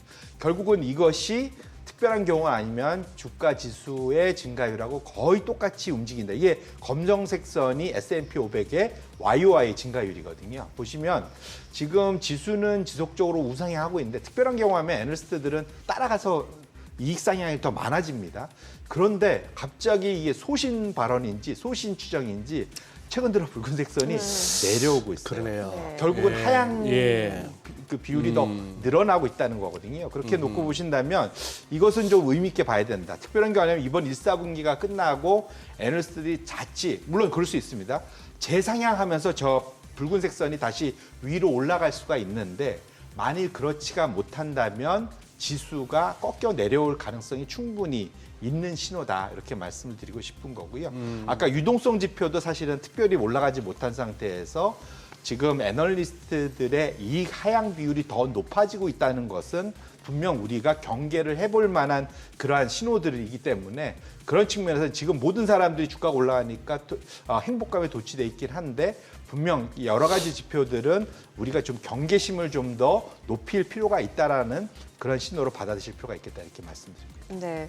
지금 반도체 포트폴리오 담고 계시지 못한 분들은 수익률 높이려면 어떻게 해야 돼요? 그러면 이제 결국은 그거죠. 반도체에 대한 의견이 바뀌어서 앞으로도 연말까지 우상향한다 그러면 지금이라도 담으셔야 되는 거고요. 만일 그게 아니라면 제가 말씀드린 대로 그 사이 못 오른 에너지 업종, 소재 최근에 보면 업종, 신재생 쪽 많이 올라가잖아요. 신재생도 그런데 이제 좀 마찬가지죠. 전통 오히려 에너지. 이제 예. 신재생 에너지도 중요한데 그거보다는 전통 에너지가 저는 조금 더 나아 보입니다. 아. 그래서 왜냐하면 원유가 올라가는 게 예. 대표적인 그런 거기 때문에 그거 할고 또 이제 소재라는 것은 아까 말씀드린 굴이나 이런 관련된 원자재와 연관돼 있는 기업들. 뭐 네. 그래서 대표적인 게 이제 전선 관련된 전력 관련된 종목들이 올라가는 것도 비슷한 그런 맥락이겠죠. 그래서 그런 것들에 좀 더 관심을 가지는 것이 오히려 좀 많이 오른 것보다 좀 덜 오른 것 중에 그런 것들을 보시는 게 좀 낫지 않을까 말씀드립니다. 네. 후반부에 송 대표님께서 몇 가지 이렇게 좀 주의하자 하면서 보여주신 뭐 유동성 지표나 저런 것들 보니까 제가 받는 느낌은 일단 들고 있는 거 안 빠지고 이렇게 거럭저럭 잘 가면 붙들고는 있대. 여기서 적극적으로 막 매수할 타이밍은 아니구나 싶은 생각이 살짝 드네요. 지금은 좀 확인을 하고 가실 뭐 풀벳을 할 그런 시기는 아니다 이렇게 말씀드리겠습니다. 알겠습니다. 네. 예. 오늘 들으신 내용과 관련해서 더 다양한 주식 정보 원하시는 분들은요. 카카오톡 채널에서 크존 검색하셔서 친구 추가하시거나 크존 앱 다운로드 받으시면 다양한 주식 정보 확인해 보실 수 있으니까요. 참고해 보시기 바랍니다. 자, 오늘 내용 잘 들었습니다. 네, 고맙습니다. 감사합니다.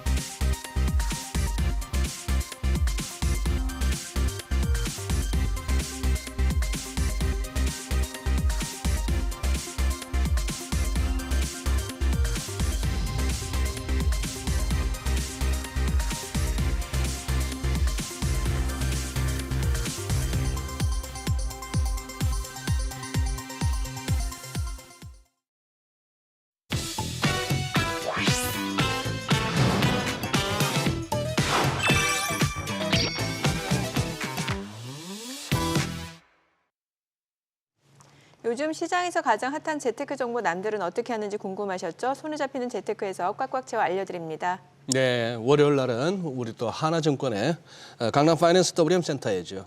그러니까 이종원 차장님 전화 연결되어 있습니다. 안녕하세요, 차장님. 안녕하세요. 네, 안녕하십니까. 네, 오늘 어떤 재테크 소식인가요?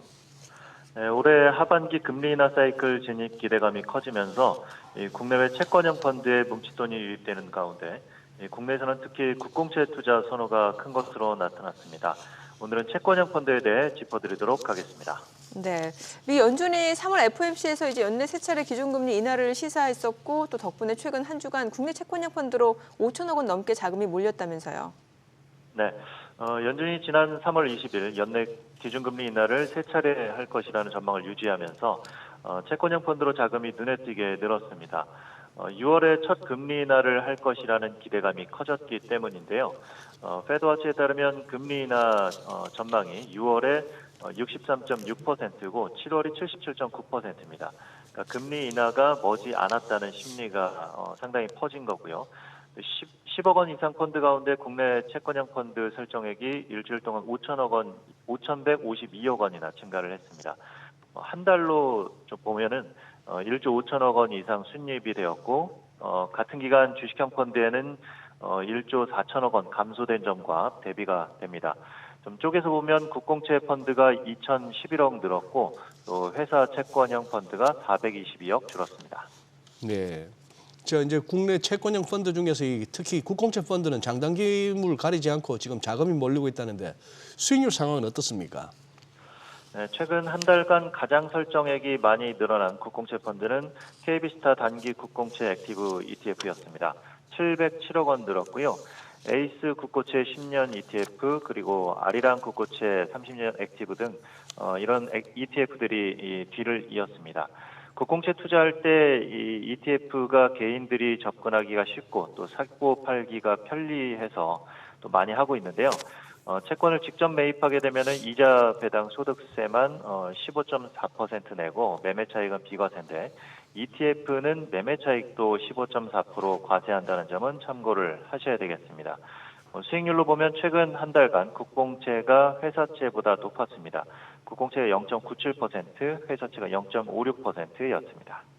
네, 해외 투자 상황도 좀 짚어봐야 될 것 같은데 투자자들이 지금 해외 투자에도 열을 올리고 있는 가운데 해외 채권형 펀드 중에서는 특히 장기채를 집중적으로 매수한다면서요. 네, 국내 투자자들이 엔화로 미국 국채를 투자하는 이 iShares 20년 이상 미국 장기채 엔화 해지 ETF는 지난 한 주간 408억 원 증가를 했습니다.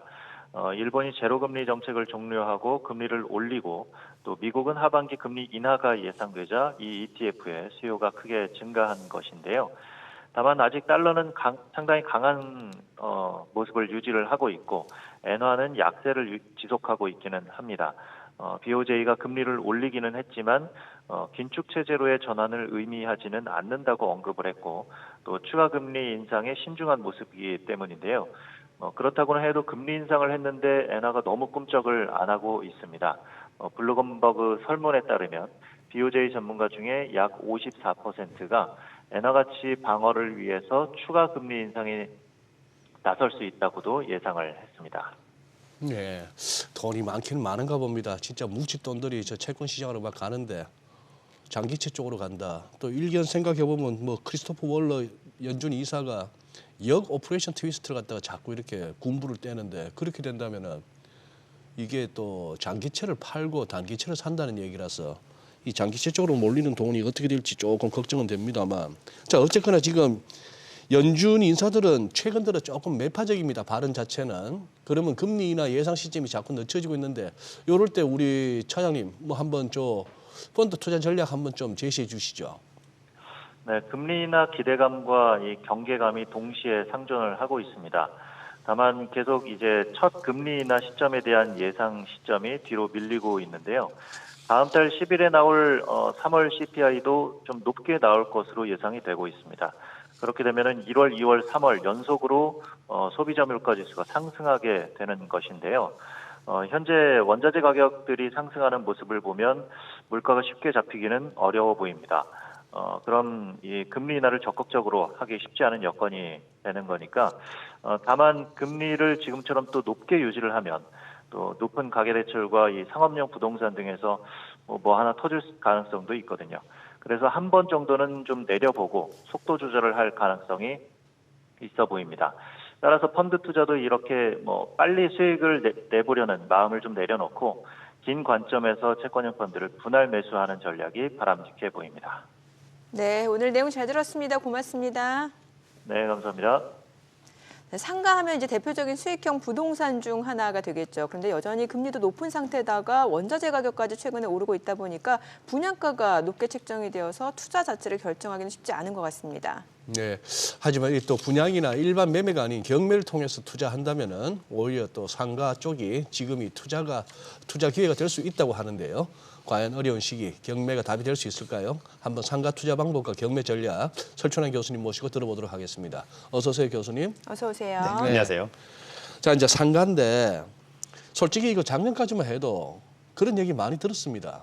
상가 분양 받았는데 이거 뭐 들어오는 사람도 없고 관리비만 나간다. 이런 얘기들이 작년까지만 해도 많았는데 지금 이 실정이 어떻습니까, 지금 상가 쪽은? 네, 실제 뭐 네. 지금도 상가 시장은 상당히 좋지 않은 편이다. 네. 일단 그 코로나19 때 가장 큰 피해를 입은 곳이 코로나 바로 때? 네, 맞습니다. 상가 시장입니다. 사실 뭐 당시만 하더라도 죽어가는 상권이 네. 다시 살아날 수 있을까 이렇게 또 반신반의를 했던 적도 있었습니다. 당시에 제가 이제 코로나 때 대표적으로 자주 가봤던 곳들이 이제 명동하고 이태원이었는데 예. 당시에는 이제 공실이 엄청 증가하고 사실 유동인구도 없었고 어허. 상당히 어려웠었습니다. 그런데 최근에 이 명동에 토지가 한 35평에 4층짜리가 감정가 한 300억 원에 나왔습니다. 예. 평당 가격이 거의 10억 원에. 근데 지금 가보니까 오히려 공실은 줄고 유동인구는 상당히 많아졌다. 상가 임차인하고 또 임대인 입장에서는 또 상당히 좀 다행이 아닌가 그런 생각이 듭니다. 다만 여전히 상권이 침체되고 공실이 장기화되는 경우도 상당히 많았는데요.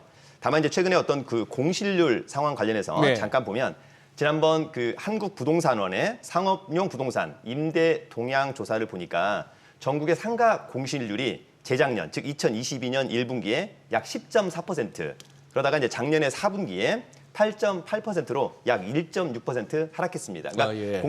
공실률이 감소하고 있는 것은 좋아 보이고요. 반면에 이제 작년에 4분기 서울의 중대형 상가 공실률은 평균 8.4%, 그리고 이제 상가의 공실률 일반 평균 재작년 1분기에 한 7.1%였다가 작년 4분기에 약 5.5%로 역시 공실률이 하락하고 있다. 전반적으로 코로나19 때 굉장히 많이 힘들었던 상권들이 그래도 이제 코로나 엔데믹 이후에는 공실률이 많이 하락하고 있는 것은 상당히 긍정적으로 보입니다. 네. 네. 상권하면 이제 뭐 강남이라든지 뭐 홍대, 신촌, 또 명동 이렇게 생각해 볼 수 있는 것 같은데 최근에 상권 보게 되면 오히려 강남 쪽보다는 지금 명동이 좀 되살아나고 있다라는 분석이 나오고 있는데 이게 같은 상권이라고 하더라도 좀 희비가 엇갈리고 있는 상황인가 보네요. 네, 맞습니다. 실제로 현장에 가보면 예. 상권의 쏠림 현상이 상당히 가속화되고 있다. 이렇게 좀 보시면 좋은데 사실 뭐 상권마다 예. 공실률 상황도 다르고 임대료 수준도 상당히 많이 다르고 있습니다. 최근에 이제 통계를 보면 대표적으로 서울에서는 광화문과 종로, 또 여의도하고 마포 등은 공실률이 좀 많이 하락해서 좋아지고 있는 반면에 오히려 이제 남대문이라든지 강남의 남부터미널, 네. 도산대로 같은 경우는 오히려 공실률이 많이 상승한 것도 좀 약간 주목할 필요가 있어 보입니다.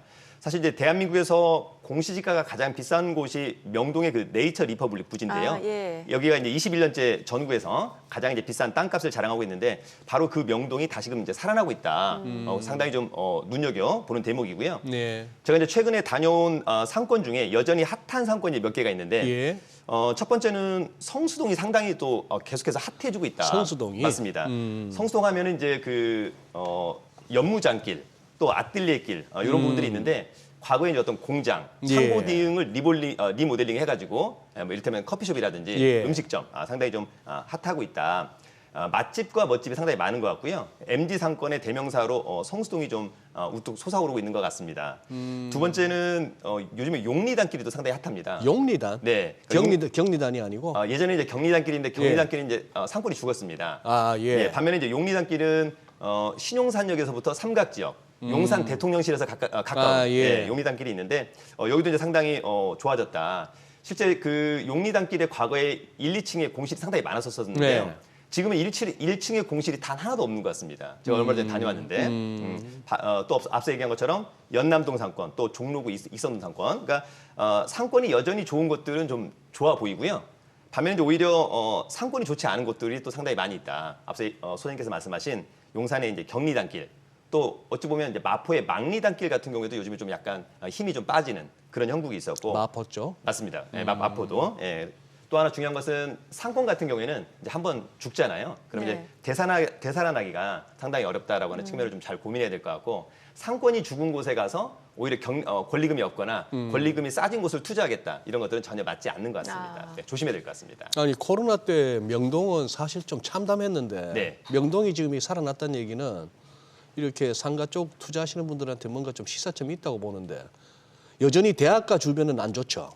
대학가 주변도 이를테면 이제 2대 상권이 아주 안 좋아지는 아주 것 안 같고, 좋아졌고. 또 좋은 상권도 조금 있는데 좋은 상권도 대부분 좀 좋지 않은 것 같고요. 이제 명동 같은 경우에는 이제 중국 관광객들이 또 많이 급증하고 있기 때문에 예. 상당히 오히려 많이 좋아지고 있는 그런 부분들이 있는 것 같습니다. 어쨌거나 상가 투자가 그동안에 조금 고전했고 이 와중에 이제 경매로 접근하면 좀 낫다 하는 얘기인데 교수님 보시기에 뭐 타당한 얘기입니까?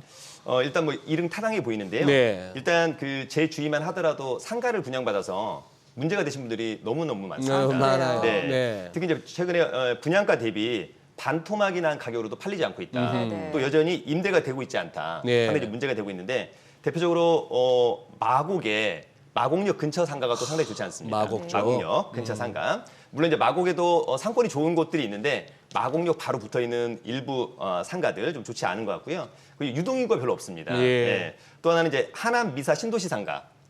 그다음에 이제 청라의 커널A 상가, 그다음에 이제 제가 얼마 전에 또 다녀온 시흥의 백오 신도시 상가. 그러니까 특히 신도시 상가들의 어떤 공실 예. 너무 많고요.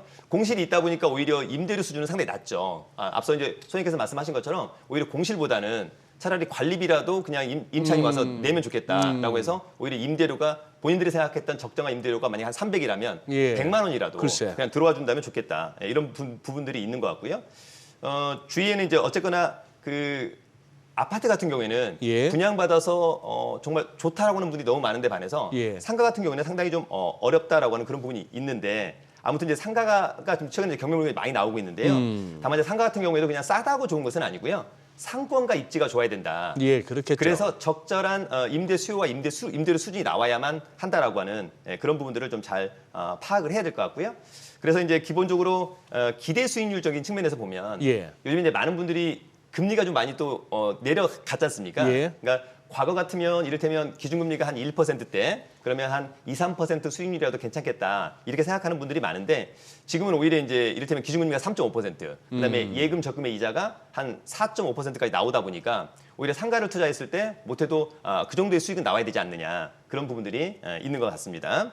지금 이제 도표에서 보면 최근에 상가 수익률이 그럼에도 불구하고 저희가 생각했던 것보다는 훨씬 낮습니다. 뭐 1%에서 1.5%대. 그래서 우리 시청자 여러분들이 상가를 투자할 때는 앞서 얘기한 것처럼 임대 수요하고 임대료 수준이 예. 좋은 곳들을 좀 잘 감안해서 싸게 낙찰을 받는 이런 전략이 좀 필요할 것으로 보입니다.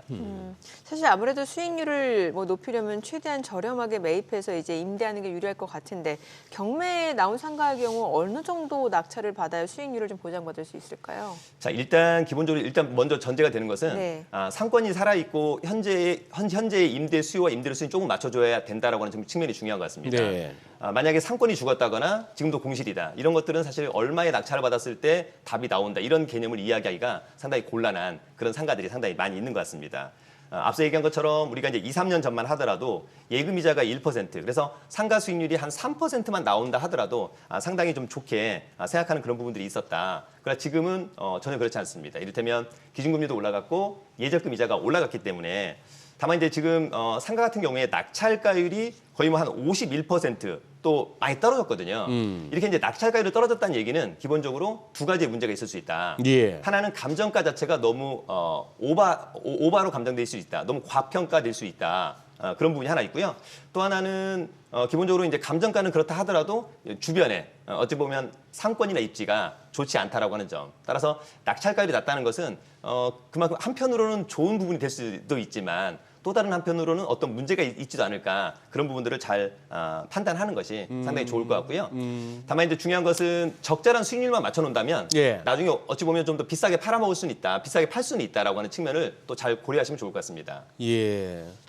자, 이제 저 상가 투자 염두에 두신 분들 제일 중요한 게 이제 임대료인데 임대료 너무 비싸면 이거 뭐 한 달 내내 일해 가지고 그냥 임대료 다 나가자는 거 아닙니까? 네. 거기다 인건비 있고. 그래서 이제 그거 한데 지금 문제는 이 상가 임대료가 제일 비쌌다 하면은 명동이냐 강남 아니냐 싶은데 아니네요. 네, 맞습니다. 예. 우리가 이제 사실은 상가 임대료가 가장 비싼 곳 하면 네. 그냥 직관적으로 떠오르는 곳이 명동 예. 또는 이제 강남역 상권, 예. 관철동 상권 예전에 관철동? 종각 바로 옆에 있는 예. 그런 분이 있었습니다. 제가 이제 엊그제 그 토요일에 임장을 한번 다녀왔는데요. 예. 종로구 이제 관철동을 좀 다녀왔습니다. 제가 이제 어렸을 때 가장 서울에서 핫한 상권이 관철동 상권이거든요. 그래요? 종각 뒤편에. 종각 뒤편에? 맞습니다. 그러나 이제 그럼에도 불구하고 이제 실제로는 가장 임대료가 비싼 곳은 북창동입니다. 그래서 제가 젊은 친구들한테 북창동을 물어봤더니 잘 모르더라고요. 근데 이제 북창동은 바로 시청역하고 붙어 있는 네. 북창동이 될 것 같은데 저도 이제 얼마 전에 저희 이제 그 수강생분들하고 북창동에 가서 점심을 먹은 적이 있습니다. 네. 근데 실제로 유동인구가 너무 많고요. 바글바글해요. 줄 서서 기다리는 집도 상당히 많이 있었다. 사실 이 북창동이 이제 인기를 끄는 이유는 기본적으로 교통 여건이 상당히 좋습니다. 시청역에서 맞습니다. 바로 뭐 1호선 조금 시청역, 금방이죠. 바로 그냥 초역세권이고요. 상가 거리가 넓고 쾌적합니다. 그러니까 거리를 개선 작업을 했어요. 아하. 상당히 깨끗합니다. 예. 그래서 기분이 상당히 좋은. 그다음에 주위에 일자리가 상당히 많습니다. 시청도 있고 일자리도 많고. 그다음에 공실은 거의 없더라. 그다음에 어쨌거나 입지도 좋습니다만 접근성이 상당히 좋았다라고 하는 점. 다만 이제 현재 임대료가 높다라고 해서 상권도 계속 좋아질 거냐 여부는 또 고민을 좀 해야 될 것 같고요.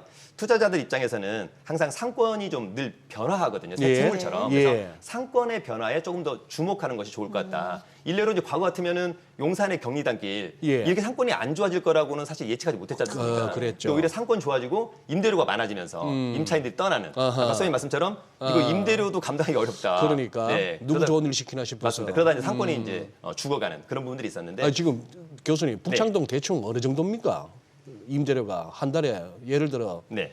뭐 한 3, 40평 아니 30평까지도 안 되겠다. 네. 뭐 조그마한 점심 장사하는 데 같으면은 근데 이제 실제 그것이 이제 중요한 것은 네. 똑같은 1층이라 하더라도 지하철에서 가깝냐, 또 중간에- 네, 좀 맞습니다. 머냐. 네, 거기에 따라서 좀 천차만별이다. 네.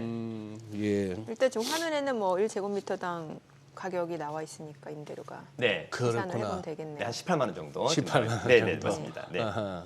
예. 왜 얼마 전까지만 해도 좀 마곡지구 하면 좀 공실이 굉장히 많다라는 기사 많이 봤던 것 같은데 네. 최근에는 또 천지개벽 수준이라는 기사들도 눈에 띄거든요. 실제로 분위기가 많이 달라진 거예요. 많이 달라졌습니다. 어. 실제로 이제 강서구의 마곡 상권이 네. 서울에서 이를테면 상권 탑 10 정도에 예. 들어가는 막강한 상권이 되었습니다. 특히 이제 5호선 발산역에서부터 마곡나루 쪽으로 가는 마곡 상권 좋고요. 그다음에 이제 9호선의 마곡나루역 근처의 마곡 상권도 상당히 상권이 좋다. 일단 마곡 상권의 강점은 일단 교통이 좋습니다. 예. 일단 뭐 5호선, 예. 9호선 일단 교통이 좋고요. 공항철도까지. 맞습니다. 일자리가 또 상당히 많습니다. 일단 저희가 이제 과거에 마곡하면 그냥 LG다 이런 얘기를 했거든요. LG 사이언스, LG 사이언스, LG 그랬죠. 사이언스 뭐 이런 그랬죠. 느낌. 네, 그래서 일단 일자리가 상당히 많고요.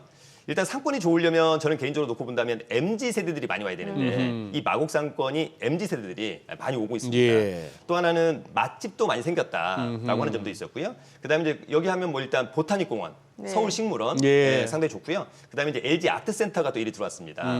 네, 그다음에 지금 또 마곡나루역 전면에 코엑스몰 같은 걸 또 짓고 있거든요. 그래서 앞으로의 미래 가치는 또 상당히 좋다.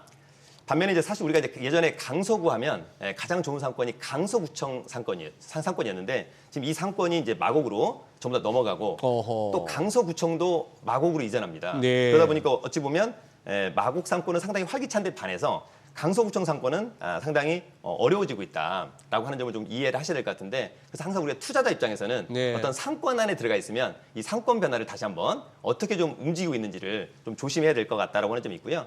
다만 이제 상권이 안 좋다가 상권이 좋아지면 월세가 많이 올라가잖아요. 예. 그럼 임차인들이 부담이 상당히 커진다. 그래서 오히려 이제 임차인들이 쫓겨나는 오히려. 젠트리피케이션 이런 부분들도 상당히 많다. 그래서 오히려 상권이 좋아지는 곳들은 오히려 임대인들 입장에서도 임차인들이 계속 오래 있으면 좋잖아요. 그래서 그러니까. 좀 적절하게 예. 협의해서 적절한 좀 임대료를 받는 것도 좀 좋지 않을까 생각합니다. 너무 올려버리면 그 진짜 거의 배를 가르는 거예요. 지금 용리단길 네. 같은 경우가 네. 아까 상권이 좋아졌지 않습니까? 예, 네. 월세가 거의 뭐 30에서 50% 올랐으니까 그러니까. 예, 상당히 힘들어하고 있다. 네. 근데 마곡은 그렇다 치고 요즘 저 뭐 을지로 쪽하고 신당동 이쪽은 노후 건물이 많은 쪽인데 네. 여기가 힙하다를 붙여가지고 힙지로 힙당동이라고 한다고요? 네, 맞습니다. 핫해지는군요, 여기가. 일단 제가 이제 얼마 전에 그쪽에 네. 이제 다녀온 꼬마 빌딩하고 이제 상가가 있었었는데 예. 시세가 한 100억 정도인데 월세가 한 2천만 원 나오거나 또 시세가 10억 원인데 월세를 한 200만 원 정도 받는 곳들도 있었습니다. 일단 우리가 이제 이런 곳들이 이제 가장 중요한 것은 수익률이 중요한데 어찌 보면 임대인들의 수익률은 좀 맞지 않는 이유 중에 하나가 월세는 그렇게 많이 올라가지 않았는데 가격이 많이 급등을 해버려요. 예. 그러니까 그런 것들. 그러니까 이를테면 예전에 뭐 한 5억 원에 200만 원 받았다. 그러면 이를테면 연 수익률이 한 5%인데 예. 계속해서 월세는 한 200만 원인데 시세가 어떤 호재가 있어가지고 한 10억으로 올랐다. 그럼 수익률은 반토막 나는 거거든요. 예. 그러니까 그런 부분들도 하나 좀 유의를 좀 하시면 좋을 것 같고 또 하나 이쪽에 이제 어쨌거나 많은 분들이 상권 안에서 상권이 좋아지고 있기 때문에 또 많은 분들이 이제 여기가 또 힙지로 힙당동에 또 좋은 것은 또 맛집 또 이를테면 멋집 이런 것들이 또 많이 있어가지고 많이 오고 있는 것 같고요. 사실 이제 상권이 좋아지는 곳 중에 대표적인 것들이 이제 요즘에 셀카 찍는 곳들이 네. 상당히 많아지고 있는 곳들도 있는데 어찌 보면 여기 힙지로 힙당동은 맛집과 멋집 또 그런 것들도 조화롭게 좀 있는 것들이 있는 것 같다. 다만 제가 이제 앞서 그 상권의 변화에 주목해야 된다라고 하는 점에서 하나의 좀 예를 잠깐 들면 네. 예전에 저희 선배가 이제 덕이동 로데오 거리에서 네네. 장사를 했었거든요. 예. 근데 그 근처에 이를테면 파주 아울렛, 롯데 아울렛 이런 것들이 들어오면서 이를테면 이제 권리금도 없어지고 약간 좀 장사가 되지 않는 그래서 네. 주변의 어떤 본인들의 상권도 중요하지만 주변의 상권에도 좀 어떤 흐름에 상당히 좀 관심을 가져야 된다라고 하는 점이 상당히 중요한 것 같습니다. 네, 오늘 내용 잘 들었습니다. 고맙습니다. 네, 감사합니다. 네, 지금 코스피는 좀 상승폭을 좀 많이 반납한 상황, 좀 강보합권이고 코스닥 상승폭이 조금 더 확대가 되네요, 오늘. 네, 그러네요. 오늘 우리 송재경 대표하고 했던 증시타임 부분을 혹시 놓치신 시청자분들이라면 후반부 한번 네. 이렇게 다시 한번 복습하시기를 또 권해드립니다. 네, 저희 방송 중에 전해드린 내용과 관련해서 모든 투자 판단의 책임은 투자자분들께 있다는 점 알려드립니다. 네, 세상의 모든 돈 되는 정보 100분 머니쇼. 오늘은 여기서 인사드리겠습니다. 저희는 내일 오전 8시에 찾아뵙겠습니다. 고맙습니다.